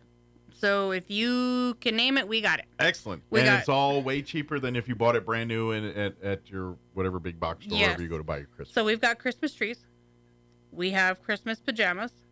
We have Christmas sweaters. Now, my thought was, how many ugly sweaters do we have? And actually, we don't have a whole ton of the ugly sweaters. They're actually quite pretty. They're like the really nice sweaters like that you would wear out to go to dinner. Sure. So last year we had a plethora of the ugly sweaters. Okay. This year, everybody's like, all right, let's do the nicer sweaters. All right. Weather is changing and it is getting cold. Mm-hmm. So the thrift store has a lot of blankets. Blankets. What about jackets and stuff too? They always, and you know what we've started doing? Camilla started doing this. She's had an area set up to where there's jackets and hoodies out all year round. Oh, great. So I'm telling you, because you go buy those jackets and you pay $100 or you can really get it for a penny on the dollar. Yes. Especially around here where literally you only wear it for maybe a month. Maybe, you know what I mean? A couple hours. Right. So they have them out all year round. Yeah. And as it starts to get cooler and colder, they'll put the bigger and heavier jackets out. They have a lot, and I mean a lot of shoes, clothes. So if you are in need of clothing, come to the thrift store. Very reasonable. Yeah. Jocelyn? No, not Jocelyn. Guy. Roy, thank you. He was there shopping yesterday. Oh, good. I went over. I was like, "What are you doing here?" And he's like, "Shopping." Yeah, Roy. So Roy. I don't know why I couldn't think of his name. I was like, Kyle. It's not Kyle. Roy. Roy comes and shops there. So nice. But a lot of clothes. Always a lot of clothes. And then when we do the Christmas for the Pets sale, we save a lot of the brand new items that are donated to sell during the Christmas Day sale, so that way people could get brand new items for Christmas gifts to try to help cut costs, because Christmas is an expensive holiday. Oh, you're telling me. Yeah, and we make such a thing to it, and especially if you got to travel and do, it's just, and then with the flood and everything else going on, that's going to be really tying into people's Christmases now too. So really, please, if you want to create the family Christmas, and you're you on don't a have budget. to spend $1 bazillion. No. Come to the thrift store. You can get decor. You could probably get a Christmas tree for $10-$20. You probably get, you know what I mean? You really could They've get got a whole garland, they've got Christmas lights, they've got ornaments. Yeah. I don't think I saw any tinsel, but sometimes they put that higher up because little kids, Sure. grab stuff. And that stuff stays for years. You can't get, it's like glitter. You can't get rid of it once it's Yeah. there. You're like, I only had that out 25 years ago. Yeah. Where did that come from? They have just so much Christmas. So much Christmas. And, people donate Christmas items throughout the year. They do spring cleaning and they're like, I'm going to do different Christmas this year. And they donate it. So it's only used once. Absolutely. Yes. Brand new practically stuff. Anybody who likes the movie The Christmas Story, Mm-hmm. the lamp. Oh, the leg lamp. Absolutely. They've got leg lamp Christmas ornaments. Nice. Guess who has one of them now? Nice. Because my husband loves I'm about that. to say, I could see that's A John his thing. wheelhouse. That's John's wheelhouse for Yep. sure. Yeah, Yes. absolutely. So I'm surprised you don't have an actual leg lamp in the house somewhere, to be honest. No. If you were listening, John, that is a no. But we have just so much Christmas items. So if you were, subject to issues from the flooding, come to the thrift store. Yep.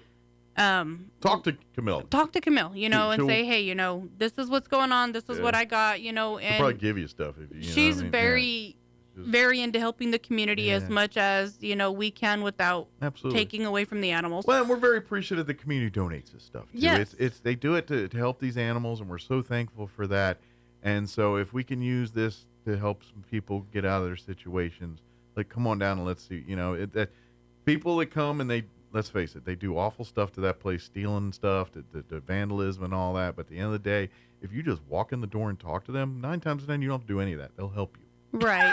They will help you and get, they and will. find you a mean to it. You don't have to do all that stuff. No, and Yeah. Camille, she knows what it's like to struggle. We all do. Yeah. So, but you have to come in and be man enough to come in and say, hey, I need help. Absolutely.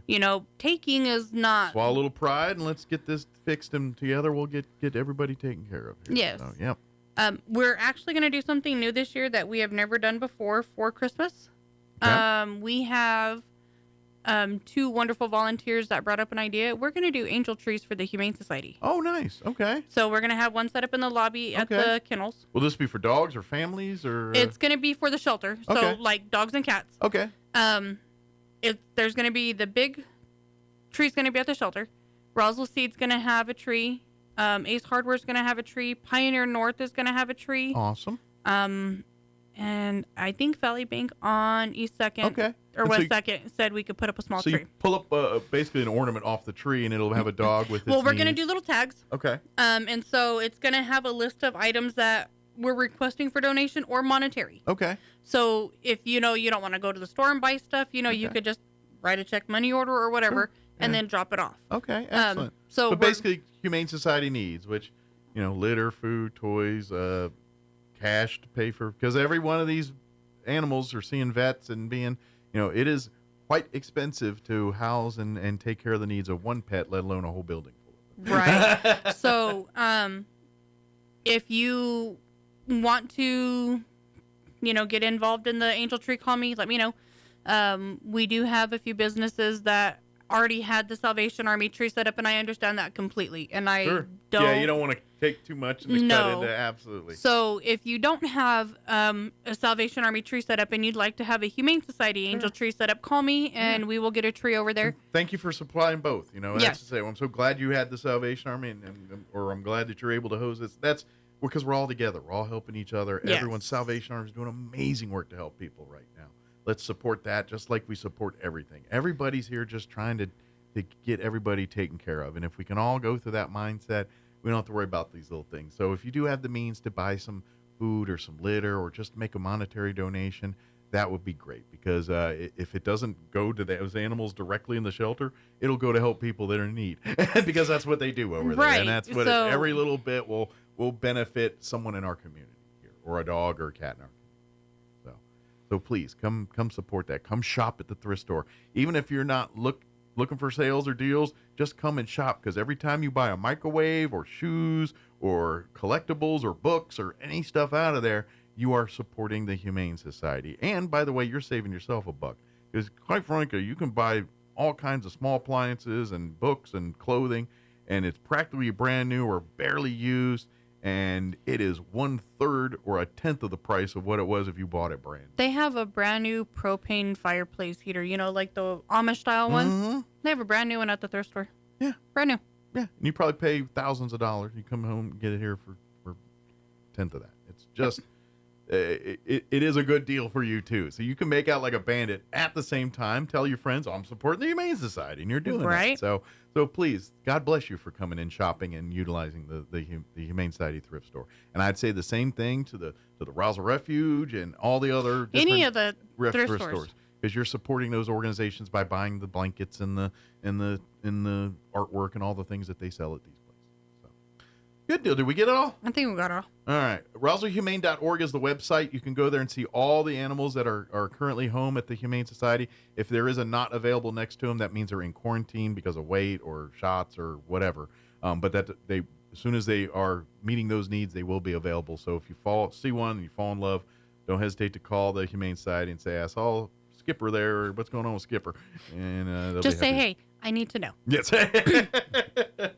Excellent. Well, as always, thank you, Crystal. Thank you.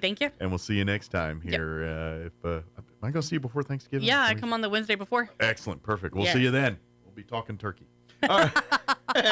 All right. It is 9:58. Let's do a quick break before they kick me off the radio. Don't go away. Do you love your car? Yes. Well, Roswell Hyundai wants to help you keep your current car with a lower payment. Introducing Refi with Hyundai. Roswell Hyundai wants to help you refinance your current vehicle with rebates and discounts to lower your payment. If you're ready to upgrade, Roswell Hyundai has a fresh inventory of new and pre-owned vehicles with special financing available regardless of your credit with I-10 accepted. Don't forget, all new Hyundais come with a 5-year bumper-to-bumper warranty and 3 years of free oil changes. So, what makes Roswell Hyundai the #1 used car dealership in southeastern New Mexico? You do. Roswell Hyundai, 1909 West 2nd. The road to the NMAA State Championship begins this Saturday for your Goddard Rockets as they travel to Lovington to take on the Wildcats. 106.5 Roswell's Talk FM and KSVPTV.com have got you covered. Join Chris Deck and Chris Roybal for the pregame show beginning at 12:45 and kickoff at 1. Rockets versus the Wildcats of Lovington in playoff action. Saturday beginning at 12:45 on 106.5 Roswell's Talk FM and online at KSVPTV.com. Your home for Coast to Coast AM in Roswell, 106.5 Roswell's Talk FM, KEND, Roswell, New Mexico. Breaking news this hour from townhall.com. I'm John Scott. Military affairs analyst, retired Lieutenant Colonel Robert McKay